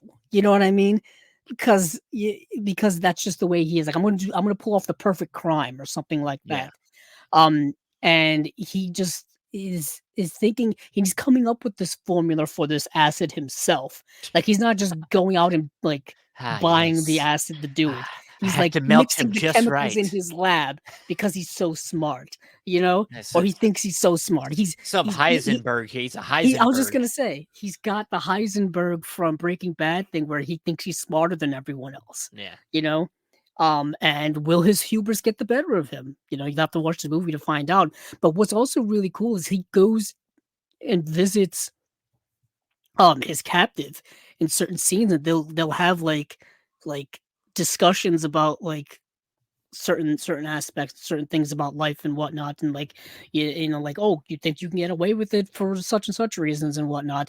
It's kind of a battle of wills at points, and then you see over time how his captive is degrading and getting more desperate and just and just psychologically being tortured. Like, when are you going to do it? You know what I mean? Because the anticipation of when it's going to happen is killing me. Is it going to be tonight? Is it going to be tomorrow? When's it going to happen? Really well acted, really good film, very tight film. It only takes place at a couple of locations. Really good film. Kind of, I would say, a film noir in a way, because you're dealing with kind of more grim scenario, I really like the movie a lot. it's definitely a highlight of this lot. I can tell you liked it, man. And it's coming with an audio commentary. It's coming with a couple of other special features here as well. Limited edition book, of course. And it's the world premiere on Blu-ray, so it hasn't been in anything. It hasn't been available anyplace else. It's region free, so that's It is indeed. These other films, the only one I didn't get to see was the shop at Sly Corner. I saw Tomorrow We Live, which just briefly, it's a French resistance movie that came out, I think, in 1943, so right in the middle of World War II. It's kind of one of those, you could say propaganda films, but I mean, kind of good propaganda, if you will. It actually came out in 1942. So during French occupation, the movie's about like the French resistance against the Nazi occupation in France, stuff like that. I thought it was rather fine, rather good. I think did I get to see The Whole Truth? Yes, I got to see The Whole Truth, which is another kind of I thought that was a Keanu Reeves yeah, it is actually attorney movie. It is from a couple of years ago, one of the like straight to streaming or straight to DVD movies. This one stars Stuart Granger and George Sanders. And when film producer Max Granger begins an affair with Gina, the star of his latest production, it isn't long before she threatens to tell his wife threatens to tell his wife what is going on. However, the price of Gina's silence changes for Max when she is found murdered, and he must convince Inspector Carlos of the Yard of his innocence. Directed by John Guillermin, who did Town on Trial. This is one of those types of Trial. That's in one of the that's in the John Ford set. Is Indicator? It? Yeah. Oh, nice. I didn't even realize that. Good pull, Stephen. Good pull, Stephen. Thank you. It's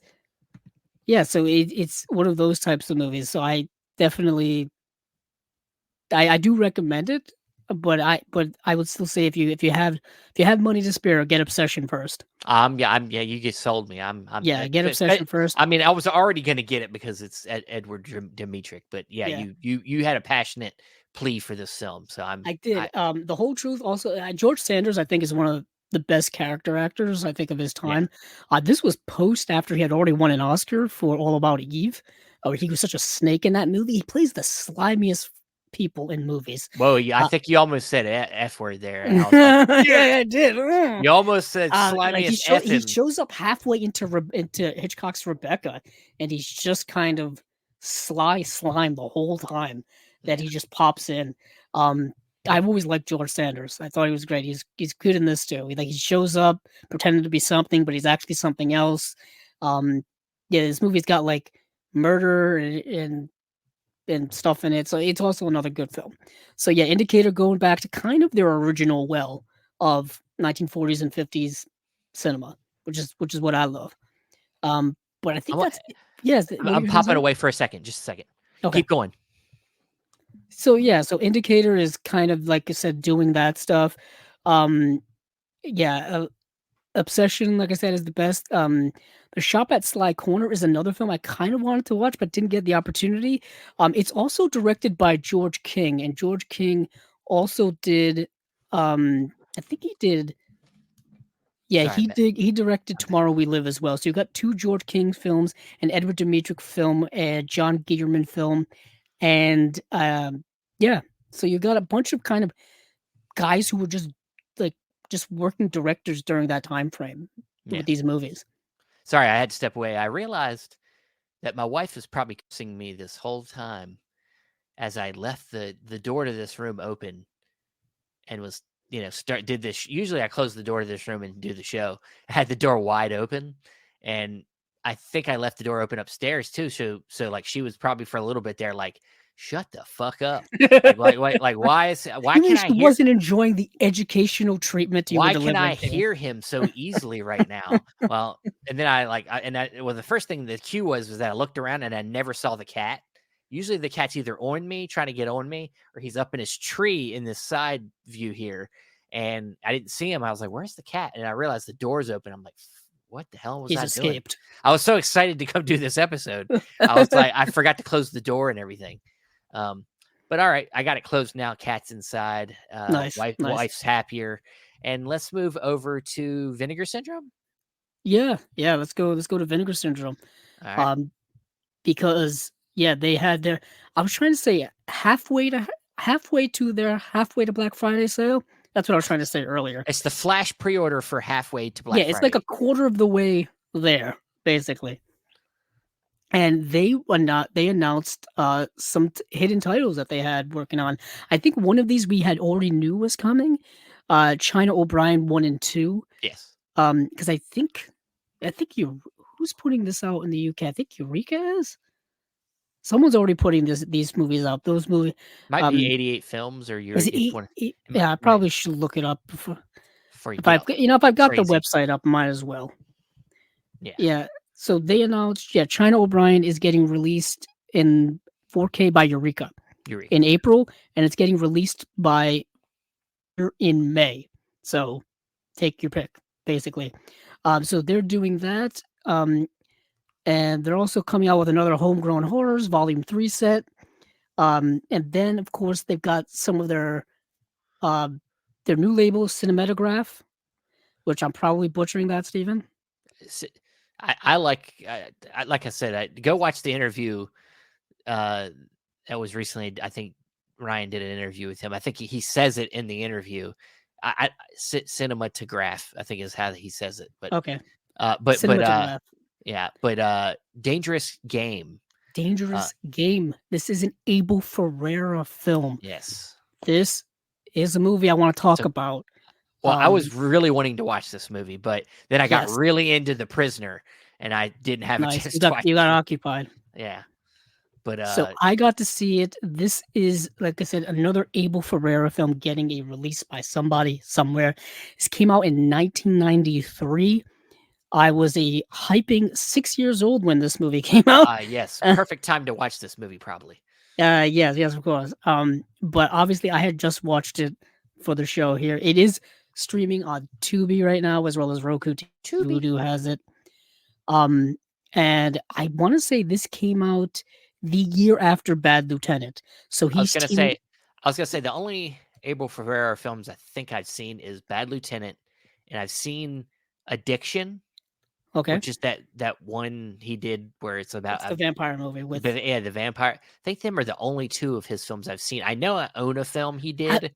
Have you seen Kingdom New York with Christopher Walken? I own that film. I have seen that film. Okay. Yeah, I've been wanting to get the Arrow 4K that came out. Yeah, I think actually 2021. A couple years ago. Yeah, I think it came out 2020, maybe 2020, 2021. But it only came out in the UK. Like, it was a UK only release because somebody's got the rights here. I don't know who they've. That movie's been out on Blu-ray here for so many years, but I heard that 4K looked amazing. He did. He also, I think he did a movie. Maybe I'm thinking of the wrong director, but I think he did a movie, and I own it, but I've never watched. And I literally have owned this for like 10 years, and I just for some reason have never watched. Maybe it should be an unwatched pile, but it had Willem Dafoe in it, and it's like from the last 10 years or so. Are you talking about the movie I've brought up every time we've talked about Abel Ferrara, the Pasolini film? I don't think so. No. Okay. I might even be thinking. You keep talking about Dangerous Game, and I'm gonna figure this out. Okay. So Dangerous Game came out in 1993. Like I said, it came out the year after by Bad Lieutenant, and he's reteaming with the star of Bad Lieutenant in Harvey Keitel. But this movie is rather different. So Harvey Keitel plays a New York City film director who goes to Los Angeles to work on a movie, and the movie begins to reflect the actions in his real life that he's directing within the film, and the film is dealing with like a very tumultuous relationship between these two characters, a very kind of fractured and broken relationship that's going on. And what's happening in his real life is he's kind of going through that with his wife in a more subtle way, but it becomes more and more apparent as the film goes along.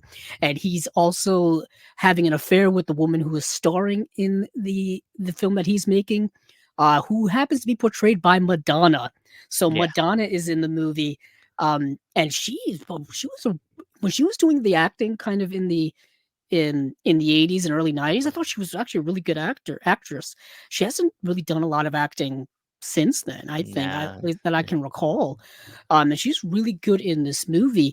And I always have an affinity, I think you do too, Stephen, movies about movie making. Oh yeah. And this movie is very much of that. Like there's entire scenes and bulk of this movie is him on set making this movie, and you see The and so it's kind process. of like movie Yeah. Inception, where it's a movie within a movie, you know what I mean? And Yeah, she and was stunning. Yeah. she was And really to stunning break on it up real screen. quick, I'm sorry, somebody had helped me figure this out. 444. It's the last day on Earth. 444. Oh, okay. 444. Last Day on Earth is the movie. Abel Ferrara directed, with Willem Dafoe in it. I haven't watched it literally in my collection for like 10 plus years, How and did you come about getting that movie? it was Just like a by movie I happenstance? found at some discount store, and I was like, "Oh, this looks cool." And I just bought it, and I never watched it. I have to watch it for the unwatched pile. That's gonna have to. Maybe that'll be this week's unwatched pile I'm for saying me. you're almost giving it away. I should just do it. I haven't chose one yet. Maybe that'll be, if you come and watch next Monday. That's going to be my unwatched pile. If I still haven't, I got to find it. Oh, there you go. It's somewhere in there. It's a DVD. So Oh, okay. Um, but back to Dangerous Games. So the movie, like I said, is about movie making, but it's also about, fracturing of relationships and stuff like that, and yeah, kind of also about like, certain pretentious movie making skills and things like that. Like he's having a relationship with the Madonna character, or the actress that Madonna is playing, kind of just to get more kind of inside of the movie and stuff like that. So it's dealing with kind of pretentious movie making things. But yeah, I think it was very, very good. I thought it was very well directed, darker film dealing with darker things. The actor who's in his movie is kind of one of those method actors who, like, if he's playing somebody who's drunk, he's got to be drunk while doing the scene. If he's playing yeah, somebody who's high, he's got to be high during the scene. If he's gonna be like somebody who's abusive, he's got to be an abusive asshole. You know what I mean? So it's getting into those kinds of things that are interesting, kind of reflecting of like real life movie making stories that we've heard of before. You yeah. know what I mean? Like super method actors and stuff like that. So the movie's dealing with a lot of things and kind of a little all over the place. But I thought it was very good. Like Harvey Keitel is very good. I almost said Willem Dafoe actually. That you brought him up. I've said Uh, him a lot. Yeah, so I'm incepting you. Yeah, Um, exactly. So I but really, really dug this, and this is getting released through their new line, which this is what, release number it's 5 already? yeah. I actually just ordered, because last episode you really sold me on Singapore Sling, so Mm. I ordered that along with the first two releases from Cinematograph. So Little Darlings and Red Rock West. I got How many coming. copies are left of Red Rock West? Because I know it It's was like around in the 500. 400. It was like in the 400s. So Okay. you I might knew want it to was in the start. 500s over the weekend. I was Yeah, curious if people were gonna jump on that yeah. during the weekend stuff, but yeah, that's when I'm eyeing. And you know me, Steven, I gotta wait until it reaches a Wait till certain it's number in the where I start hundreds. panicking. You gotta wait till it's like double I gotta digits. wait until the thing, and I gotta wait until I have half a heart attack and a panic attack before I Yeah, get it. it's his damn drug, man. He just waits. He's like, oh, he like holds the keyboard button right as like it's like the last couple like copies Well, left. And he holds the pay for it button. And he's like, yeah. ah, Oh, I've missed out on that before. Sometimes, yeah, it's better to have. I know it's a whole internet security problem, but it's better to have your pay information already saved in there sometimes, because you never know. Every second counts. Well, I told you about, when I went to buy the Wounded Man, they had one copy left because Scott Saslow was coming on, and he had worked on this, and it was like I got to get it. And there was one copy left, yeah. and it's like, yeah, that was the most extreme version of this scenario that I think I've ever gone through. Um, but yeah, so I've got to keep my eyeballs on Red Rock West, but also this as well. But I think this still It's has. got a vast amount. I think it's at Yeah, and least I five think this thousand. probably won't even be available to get until I mean, May. there's pre-orders Yeah, obviously, so people are going to get their copies if they want it. But I believe this is a high 5,000. Yeah, yeah, so it'll be around for a little bit, I think, as long as people don't get too much of a fervor. But I yeah. know another film that was announced that I think people are going to have a high fervor for, and that's the Top Gun ripoff, Navy SEALs. I mean, it's not a ripoff, but it's Oh, it obviously might as well be. it was It might it as was well be. made because of Top Gun. Yeah. You know, I had never seen the movie before now, but I had heard about it for years, and I'm pretty sure I was around when it came out. When did it come out? 90. Yeah. Was around. I remember there's a reference to it in Clerks. Yeah. Like at the video store that Randall works at. Navy SEALs. I remember that line. But yeah, it's very much in the Top Gun vein, just not as good as Top Gun. I mean, literally, when they were making this movie, there's a scene where they all play golf, but initially they were supposed to be playing like volleyball too. Yeah, it's very reminiscent of the volleyball. I mean, they were like, scene. wait a second, that's just like Top Gun. They knew that they were getting too close to Top Gun. So yeah, and the movie, yeah, it's not as. It's not very good. I'm actually surprised that it's a VSU release, but also not, because they did put out Showgirls, which is also not very good, but at least Showgirls has its cult following. You know what I mean? Yeah. Like Showgirls has its cult following. Like they'll have repertory screenings where people will, go to watch it and have a fun time. You know what I mean? Yeah, I don't see that happening for Navy SEALs. You know what I mean? It's not quite got that, like, it's so bad it's good. It's like somewhere in the middle where No, because it's not. I don't think it's like super bad. No. You know what I mean? But it's also not great. It's kind of in the middle, and it's so very much a '90s action film. It's not goofy enough to be bad. It's almost, you could say it's almost just like it's kind of boring. I mean, like, it's got some good set pieces. Like, there was obviously a budget on this thing. Oh yeah, and the cast is good. I mean, Bill Paxton. Yeah, Bill Paxton, Charlie Sheen, Michael Biehn. And this is post Platoon Charlie Sheen. This is, post This is Aliens. Major League. Yeah, this is post Aliens Michael Biehn. You know what I mean? This is like this is when these guys were really big. Yeah. This was a big cast. This was this is a big cast with with large action sequences, especially the climax of this movie is very big. It's a rather dated film for the 90s. I mean, it's fine, I think. It's fine, but it's to probably get such a deluxe release like this is kind of, to me. Someone there must be a big fan. Well, it's not. It doesn't have all the extras announced yet, but I'm going to assume that there's going to be a pretty large extras package on this that'll have some context that will maybe make this a little bit more interesting for people. Yeah, and I'm a little bit behind on the VSU releases. I still need to get Daryl. And I know you have Southern Comfort, don't you? I just got that in, so I think the only one I don't have other than Beastmasters, which I don't even really need. But what's interesting is that's what I do have. So can I take it? Can I steal it from you so I can be complete? Yeah, no way, no way. I'm just kidding. I don't need. I got the first 4. I don't have. What's that movie that you really like? Sidekicks. Sidekicks. Yeah. I don't really like that movie. It's okay. Okay. I was made to watch that movie 1,000 times because my dad loves Chuck Norris. That movie, the more I think about that movie, the more it makes me just want to watch Karate Kid. Nothing. Well, I mean, yeah. I mean, it does kind of make you. There's nothing that beats when it comes to the VSU. To me, the best VSU is still Six Stream Samurai. I still think it's the best one. That's the one that kind of got me hooked on the line, to be honest. It did. Yeah, Cloak and Dagger has great artwork. Great. Although Roadhouse release is Roadhouse is awesome. That's going to be like the best Roadhouse release ever, I think, for that movie. But to me, that Six Stream Samurai release is just like chef's kiss. Like, it's like, and I don't understand how it's not sold out. And unless it's sold out by, I don't know now, but that shit should have sold out a lot quicker. I don't think it's sold out now. It should be. I don't understand. I know. It's an awesome movie. Yeah, limited edition of, let's see, Six String Samurai. Let's see, clicking on it, and of course, it's slow. Okay. Oops, still over 1,000 copies left. Come on, people. Yeah, I know. What the hell's going on? I do like that. I have Cloak and Dagger. Showgirls is a Showgirls sold out a while ago. That's something I'm gonna have to go to eBay for. Daryl is actually not a bad movie. No, it's not bad. It's not bad. It's kind of an 80s family film. Southern Comfort is very good. Yeah, Walter Hill. It's a Walter Hill film that I really dug.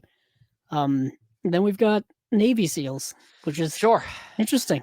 Cool. I mean, it's a fun action movie. I'll say that. This might be a VSU I don't really need to have. I'm fine. But I otherwise, feel you. Yeah. Otherwise, like you said, the homegrown horrors, which is always kind of cool, and then there'll be a couple hidden secret releases, I guess, that get announced closer to the halfway to Black Friday. Yeah, there's still 2 remaining ones. Yes, that they have not released, that they haven't announced yet. Yeah. So we shall see when those come along. But moving on from there, Steven, where shall we venture? Well, let me ask you this: is Criterion the last place? Oh, I think it is. It's the last I have on my list. You got anything else? That's it for me. So let's head over to Criterion, which they had I think a mega slate here. This I thought was a month for the ages. I think. Love this slate. What a slate! They're making June look good. Yeah, so it's making it look hotter than it is already. So we did get some upgrades to 4K with Fear and Loathing in Las Vegas, and also one that I think is upsetting some people a little bit with Blue Velvet getting we just got that Velvet Blu-ray release like a couple years ago. Yeah, let me see. When that came out. Well, unfortunately, they just had a flash sale, and I'm pretty sure I saw people saying, "Yeah, I just got Fear and Loathing. Yeah, I just got Blue Velvet." Yeah. So Blue Velvet came out in 2019. It feels like yesterday, though. Yeah, it does. I know. Well, so that's not as bad, but damn, it feels like I just bought that movie. But yeah, so you got a couple upgrades to 4K, and I believe the rest of these are all new to the collection. So let's start with. Should we start with the Underground Railroad? Yeah. So the Underground. This is kind of somewhat unprecedented. When was the last time that Criterion released a miniseries, a television miniseries, or streaming miniseries? Really, this is an Amazon streaming series that was done by Barry Jenkins a couple of years ago. An adaptation of a book, I believe. And yeah, I was kind of wondering when was the last time they did something like that. I mean, Small Axe, I believe, was initially aired on. I think it was aired on Amazon here, and it was also aired on TV in the UK. So technically, I guess that works. Yeah. But it's not often that we're seeing this nowadays. Just no, it's not. It is definitely something that's a little different for them, but they got a relationship with Barry Jenkins, I believe, and of course they put out like a couple of his releases already. They put out his is it Melancholy? Yeah, something for Medicine for Melancholy. Medicine I think for it was. Melancholy. That was like his first film. So yes. They put that. He was in the Criterion closet as well. He did a video for there a little while ago. So this is a great release. So for those of you who don't know this, a monumental reimagining of American history, Barry Jenkins' adaptation of Colson Whitehead's Pulitzer Prize-winning 2016 novel is a harrowing and a rhapsodic journey through a still echoing past, weaving together historical fiction with moments of magical realism. The Underground Railroad is a full sensory immersion into the world of Cora, who, fleeing slavery, embarks on a treacherous quest for freedom and is menaced by violence, supported by a clandestine community fighting for liberation, and haunted by the people she loses along the way. This is a kind of I've seen it. It's kind of a fantastical reimagining of the Underground Railroad system, where it's an actual like underground, under the earth railway system, like with the train and things like that. And you kind of follow this woman as she escapes slavery and goes to these different kind of safe haven communities throughout this network and whatnot. It's rather interesting. I would highly recommend streaming it if you can, if you have Amazon Prime. It is going to be dark and serious because you're dealing with a heavy subject of slavery and all of the abuses that go along with it and all of those things. But very, very good. Barry Jenkins, I think, is an extraordinary filmmaker. So yeah, I'd love it's to be high quality. I mean, honestly, I'd love to get his other 2 films that he's done. Moonlight, of course, is one of the best movies in the last couple decades, and then his I other have film, Bill Street can if yeah, Bill if Street Beale can Street talk. could talk. I think I have If Beale Street Could Talk. I Yeah, can't remember. I I have to have the look. Blu-ray, but a I think I nice have the Blu-ray as well. Criterion upgrade would be nice. But Yeah, I would yeah, like Moonlight as well. I think I Moonlight in have the Moonlight 4K. Blu-ray Yeah, somewhere. yeah. I just don't know where. I just gotta find it. I I gotta don't find these know. things, Steven. Nice. Well, you Yeah. can't have everything right beside you on the couch, man. No, but I do thing is I do have a Best Picture section. I just don't know if it's in it yet. Well, it's either that or La La Land.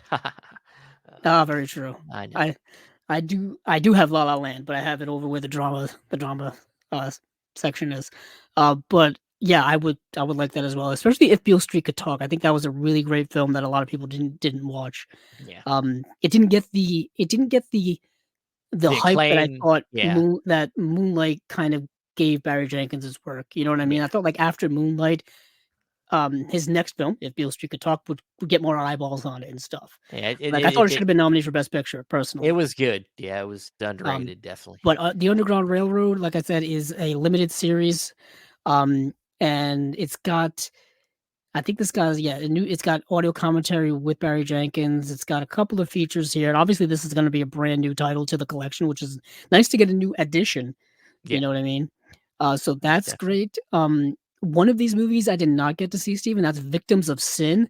Yeah. Simply because you cannot stream this Find movie it. anywhere.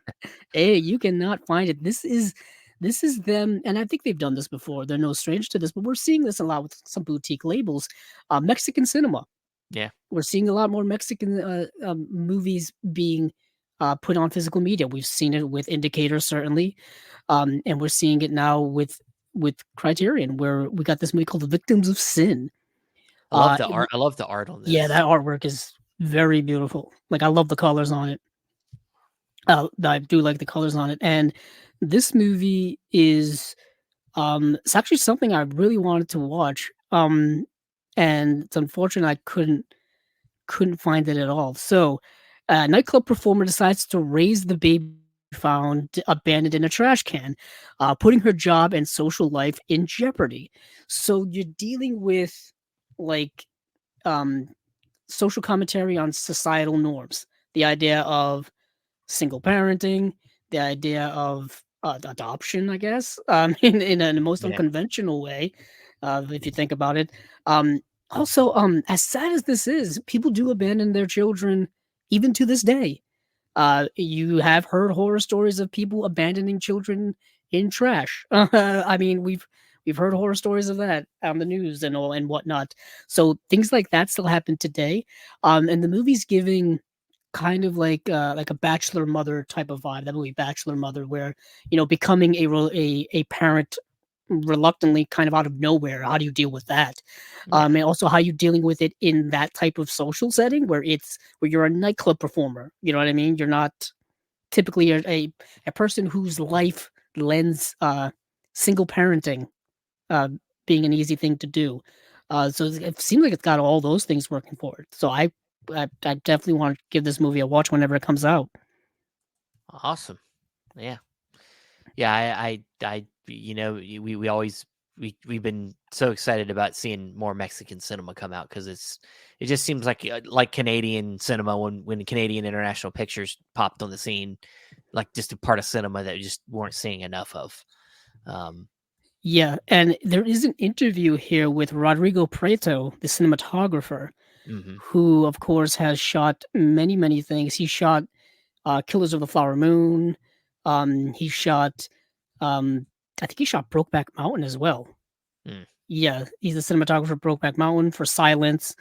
So he's worked with Scorsese and Ang Lee. He shot The Wolf of Wall Street. You're getting a bit of a trend here. And Argo.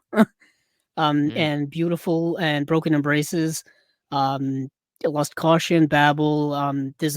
So this, I know the name Rodrigo Prieto, and he's got an interview on here, which is pretty damn cool. But moving on from there, let's talk about the biggest one, Stephen. This got people buzzing, and that is the Wachowskis' Bound 4K UHD release, the 1996 neo noir. Have you seen this movie? Just curious. Oh yeah, I have Okay, the era release nice. from way I back don't in the day. I don't own the movie at all, and I've talked about it a few times on here, and I want it. Now I'm gonna get it. Oh, I'm So getting this. I'm I'm getting getting this. this as well. So I think I mentioned this before. Olive Films put this movie out twice on Blu-ray. They put out a regular kind of bare bones release, and then they put out an Olive signature release. And I know once Olive pretty much said, "Hey, we're gone now." I know a lot of people scooped up the Olive signature edition, and I think some of the special features are being carried over here. I'm not sure if all of them are being carried over, simply because this listing of special features on this Criterion release is not too detailed. So I don't know if it's got everything. Um, is it's so don't quote me on that. All I know is that this is the first time it's getting a 4K release, I believe. Also I know our friend Sister Hyde did the cover art Yep. for this release, Drusilla. Um, so she did the release. If you go follow her on her social media, she shows how she created the artwork for it and stuff, which is really really cool. Um, doing it all by hand and kind of how she makes her art and whatnot. It's really cool. But yeah, I this is a no brainer. This is like high priority Yeah. release for when this comes out, or for the Criterion sale at Barnes and Noble in July. Most This definitely. may be at the very top of the list because it'll be right around that time when this comes out. Um, yeah, if you haven't seen this movie, it's I think the Wachowskis' first film they came out with, Yes. starring Jennifer Tilly, Gina Gershon, Joe Pantoliano. Joe Pantoliano, of course, was then in their second film, The Matrix, a little film called That that. little movie. Well, I mean, it was a small movie He- for the type of movie it was at the for the time. time, yeah, Yeah, it kind of came out of nowhere and became a and then it super became massive a cult hit. fucking mega. Yeah, But yeah, this movie it's so good. yeah. Um, yeah, Isolated to like this one building. Essentially, these two women, kind of fall for each other, and at the same time are trying to steal this money from this mob guy. Um, so yeah, it's kind of a noir thriller kind of thing. yeah, It's yeah. So Corky, a tough female ex-convict working on an apartment renovation in a Chicago building, meets a couple living next door: Caesar, a paranoid mobster, and Violet, his seductive girlfriend, who is immediately attracted to her. Yeah, and they get caught up in, like you just yeah, said, Stephen, like a such a bit of a yeah. situation. Yeah, it's such a stylish film. The Yes, directing is so like good. striking and good, and yeah, it's good. Yeah, For a this is first good. for a first So good. film, they were very fucking confident. Yeah, they were very Yeah. good. Yeah. Yeah. No one has no one takes quite the chances that they take with certain films. Now, granted, the audience response to those chances sometimes aren't the most Yeah. positive. I'm thinking of Jupiter Ascending. Jupiter I'm Ascending thinking of Jupiter Ascending, which I have. is Um, yeah, I'll say this though, but on the opposite end of the spectrum, Speed Racer, people Speed Racer. love that movie. That needs a nut. That movie in That's 4K would blow people's eyeballs out of their sockets yeah, because that movie's so colorful. It's yeah. so in your face. You know what I mean? That's almost become a cult movie, even though that's like a bigger budget movie. Like it's almost become culty in a way Yes, because I think it's hard to it's got a watch. cult And fan base. yeah, Yeah, to be honest, I really like Cloud Atlas, and I think I may be the only one it's who does. definitely I would Ambitious. a little ambitious. I wouldn't say I loved it, but it is ambitious. I appreciated that ambition. Um, some weird Tom Hanks in that movie. Yeah, Um, I have the book as well, which I've been wanting to read for several years now. I may do that one day. But yeah, so Bound is definitely just kind of yeah, the highlight of this this amount, slate. Yeah. this slate. Before we get to the Rainer Werner Fassbender film, I think we mentioned that Fear Loathing Las Vegas is Yes. getting a 4K UHD release. This is the Terry Gilliam film. This is outside. If Brazil is my favorite of Terry Gilliam's work, this is probably my second favorite of his work. Yeah. This was the movie that I think was the first film of his I ever saw and kind of got me into his work. What a bonkers movie. The whole movie is just a drug acid trip in the desert with Johnny Depp playing Hunter S. Thompson, based off of his book Fear and Loathing in Las Vegas, which is based off of his life, where he's just tripping balls in the desert. Really, it's kind of the movie. It's a early performance from also is it Benicio del Toro? Benicio del Toro. Yes, yes, it is. He's in the film as well. Yeah, so I want to make sure to mention that. But another film to mention here is Querelle. I think that's how it's pronounced. Querelle. The Rainer Werner Fassbinder film. This is Rainer Werner Fassbinder's last film. Came out in 1982. He would pass away, I think, sometime after this. And yeah, it's his last work. From the mid to late 60s to like 1982, he made like 40 movies, and this was one of them. And this is a movie that is truly unique. Truly unique. And that artwork has gotten people freaking out too. People were losing their minds about this artwork. Thank you for mentioning that. Because people think not it's AI. me, but one of our audience mentioned. Yeah, this, well, yeah, that's what I'm saying. Thank you to the okay. person in our audience. Just make sure you weren't thanking me. I was like, I didn't say it. Christ, no, I don't thank you for much. Christ, no, asshole. But yeah, people were freaking out about it because if you look at the artwork, some people were interpreting it as AI. AI, yeah. And the artist came out and pretty much said that no, it's not AI, and they actually showed how they made it. Yeah. And just to kind of quell people's freaking out about it. It's a very striking image, I will say that. Yeah. It's also very apropos for the movie because this character in the movie looks exactly like that and wears that exact outfit throughout the entire movie the whole time. It's an interesting film. I don't even know where to start with it. I do want to start with talking about what the movie's actually about. I believe it's based off of, I want to say, a play from the 1940s.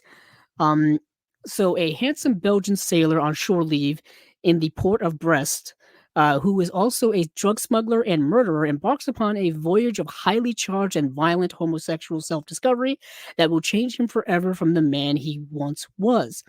That is kind of it in a general nutshell, but there's a lot more going on in there.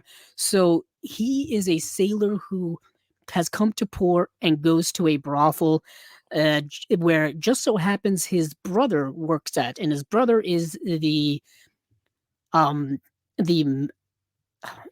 what's the male version of a mistress, Stephen? Of course you can't hear me because I'm talking to you. Stephen, what is the male version of a mistress? Oh man, is there like a word for that? There has Gigolo? I mean, maybe. Maybe. I mean, anywho, somebody know what that is? The proprietor of this brothel, portrayed by Jean Moreau. Speaking of going back to like, kind of, we were talking about French cinema in the '60s and whatnot, or French and Italian cinema. Jean Moreau. I mean, I'm seeing here manstress. Oh, okay then. Didn't know that was a word. So his brother is this woman's manstress, I guess, who, like I said, portrayed by Jean Moreau, and so he's got a connection there, but he is kind of jealous of his brother and wants to kind of become this woman's manstress as well. But in order to do so, he's got to like go through her husband, who is the bartender there. Sugar daddy? Yeah. What's the opposite? A sugar baby, really?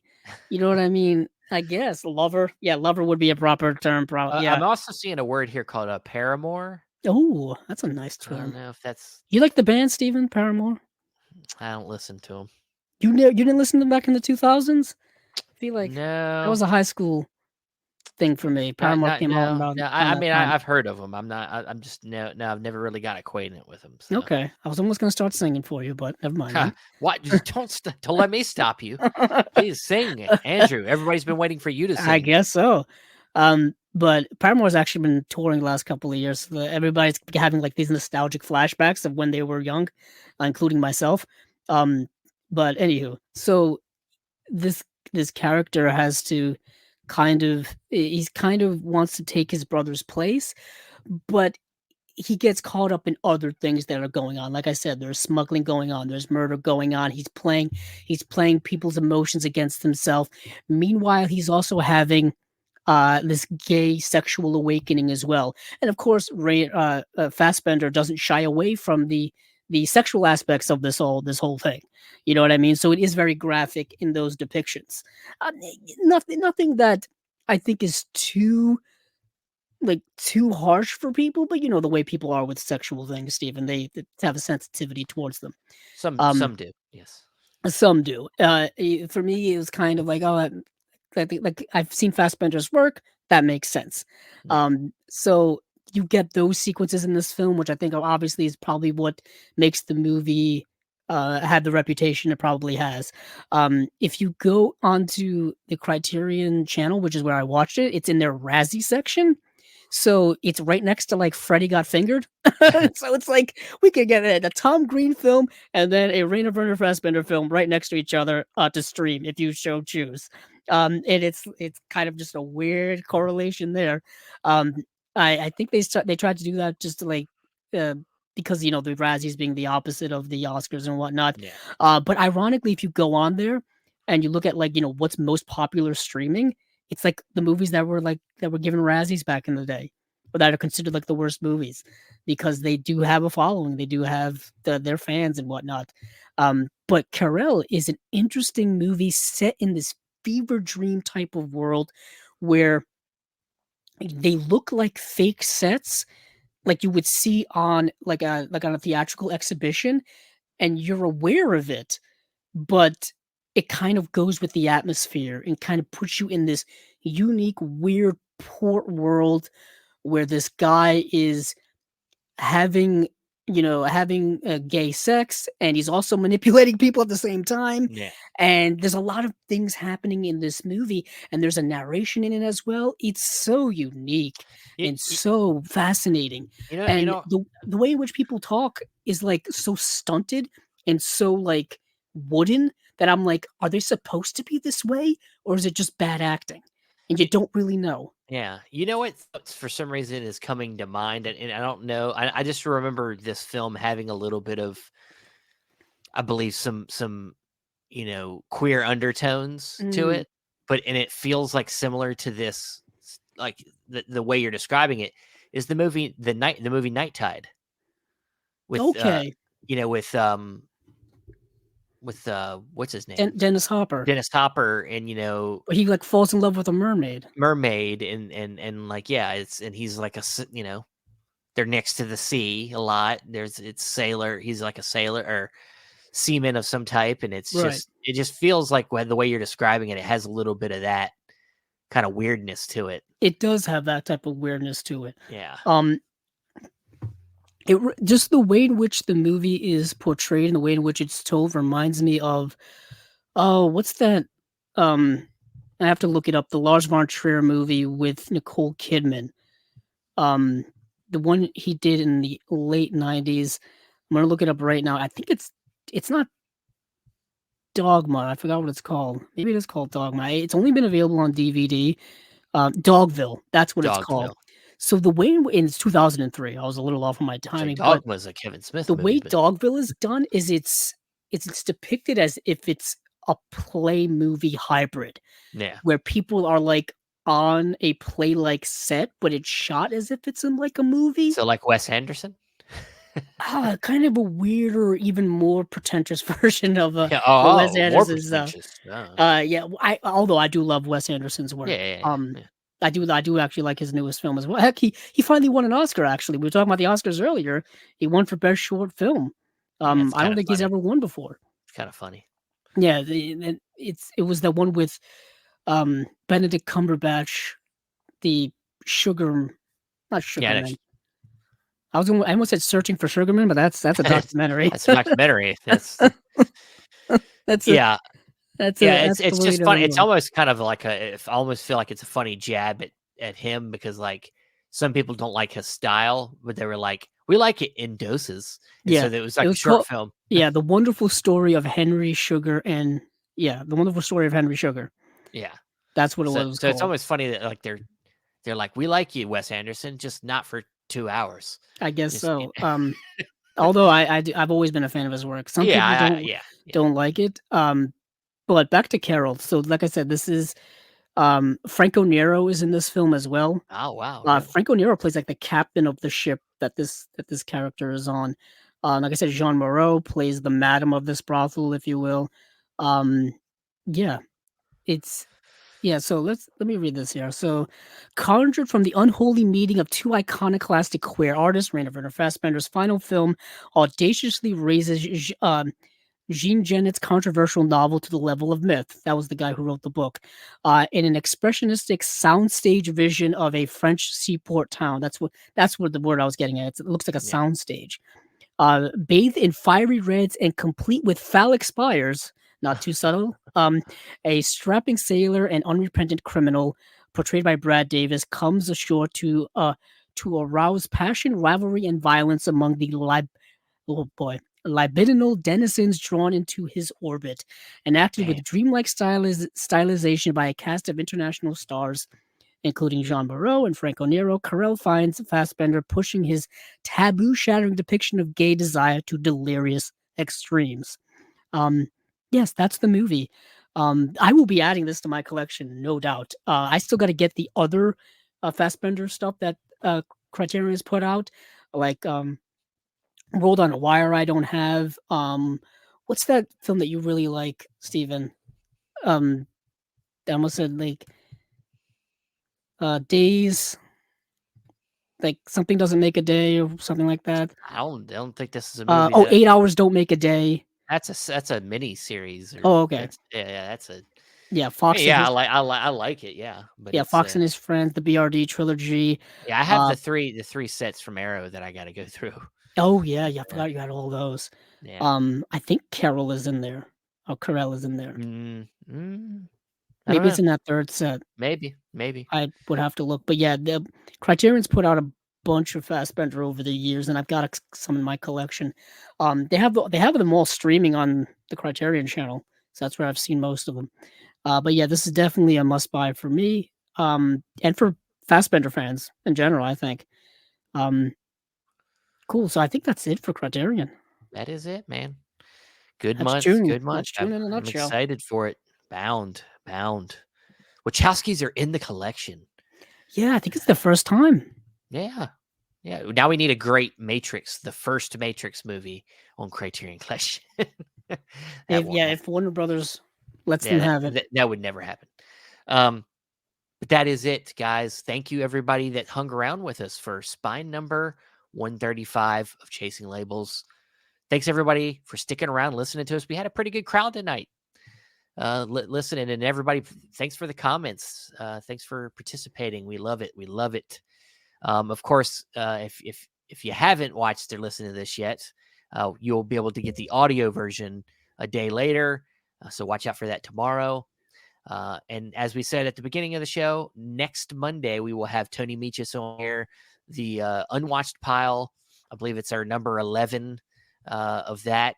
And if you haven't seen it yet, we do have a new series of videos we started called Movies Down Memory Lane, where we're like kind of delving into some of our favorite artists in film and cinema history.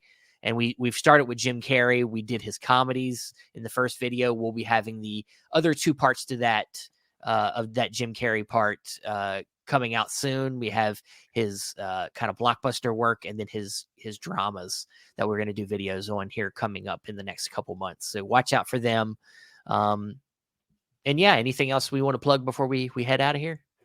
No, I think we have an interview up that you just posted a couple of days ago with who was it, Steven? David Mackenzie. Okay, David I couldn't remember which Mackenzie it was. We did this interview literally months and months ago, and I just never got around to editing it. I wish I'd have got it out earlier, but it's one of them things where you just sometimes this needed a lot of editing work, and it's one of them things where it just never got done. And finally, I got it out.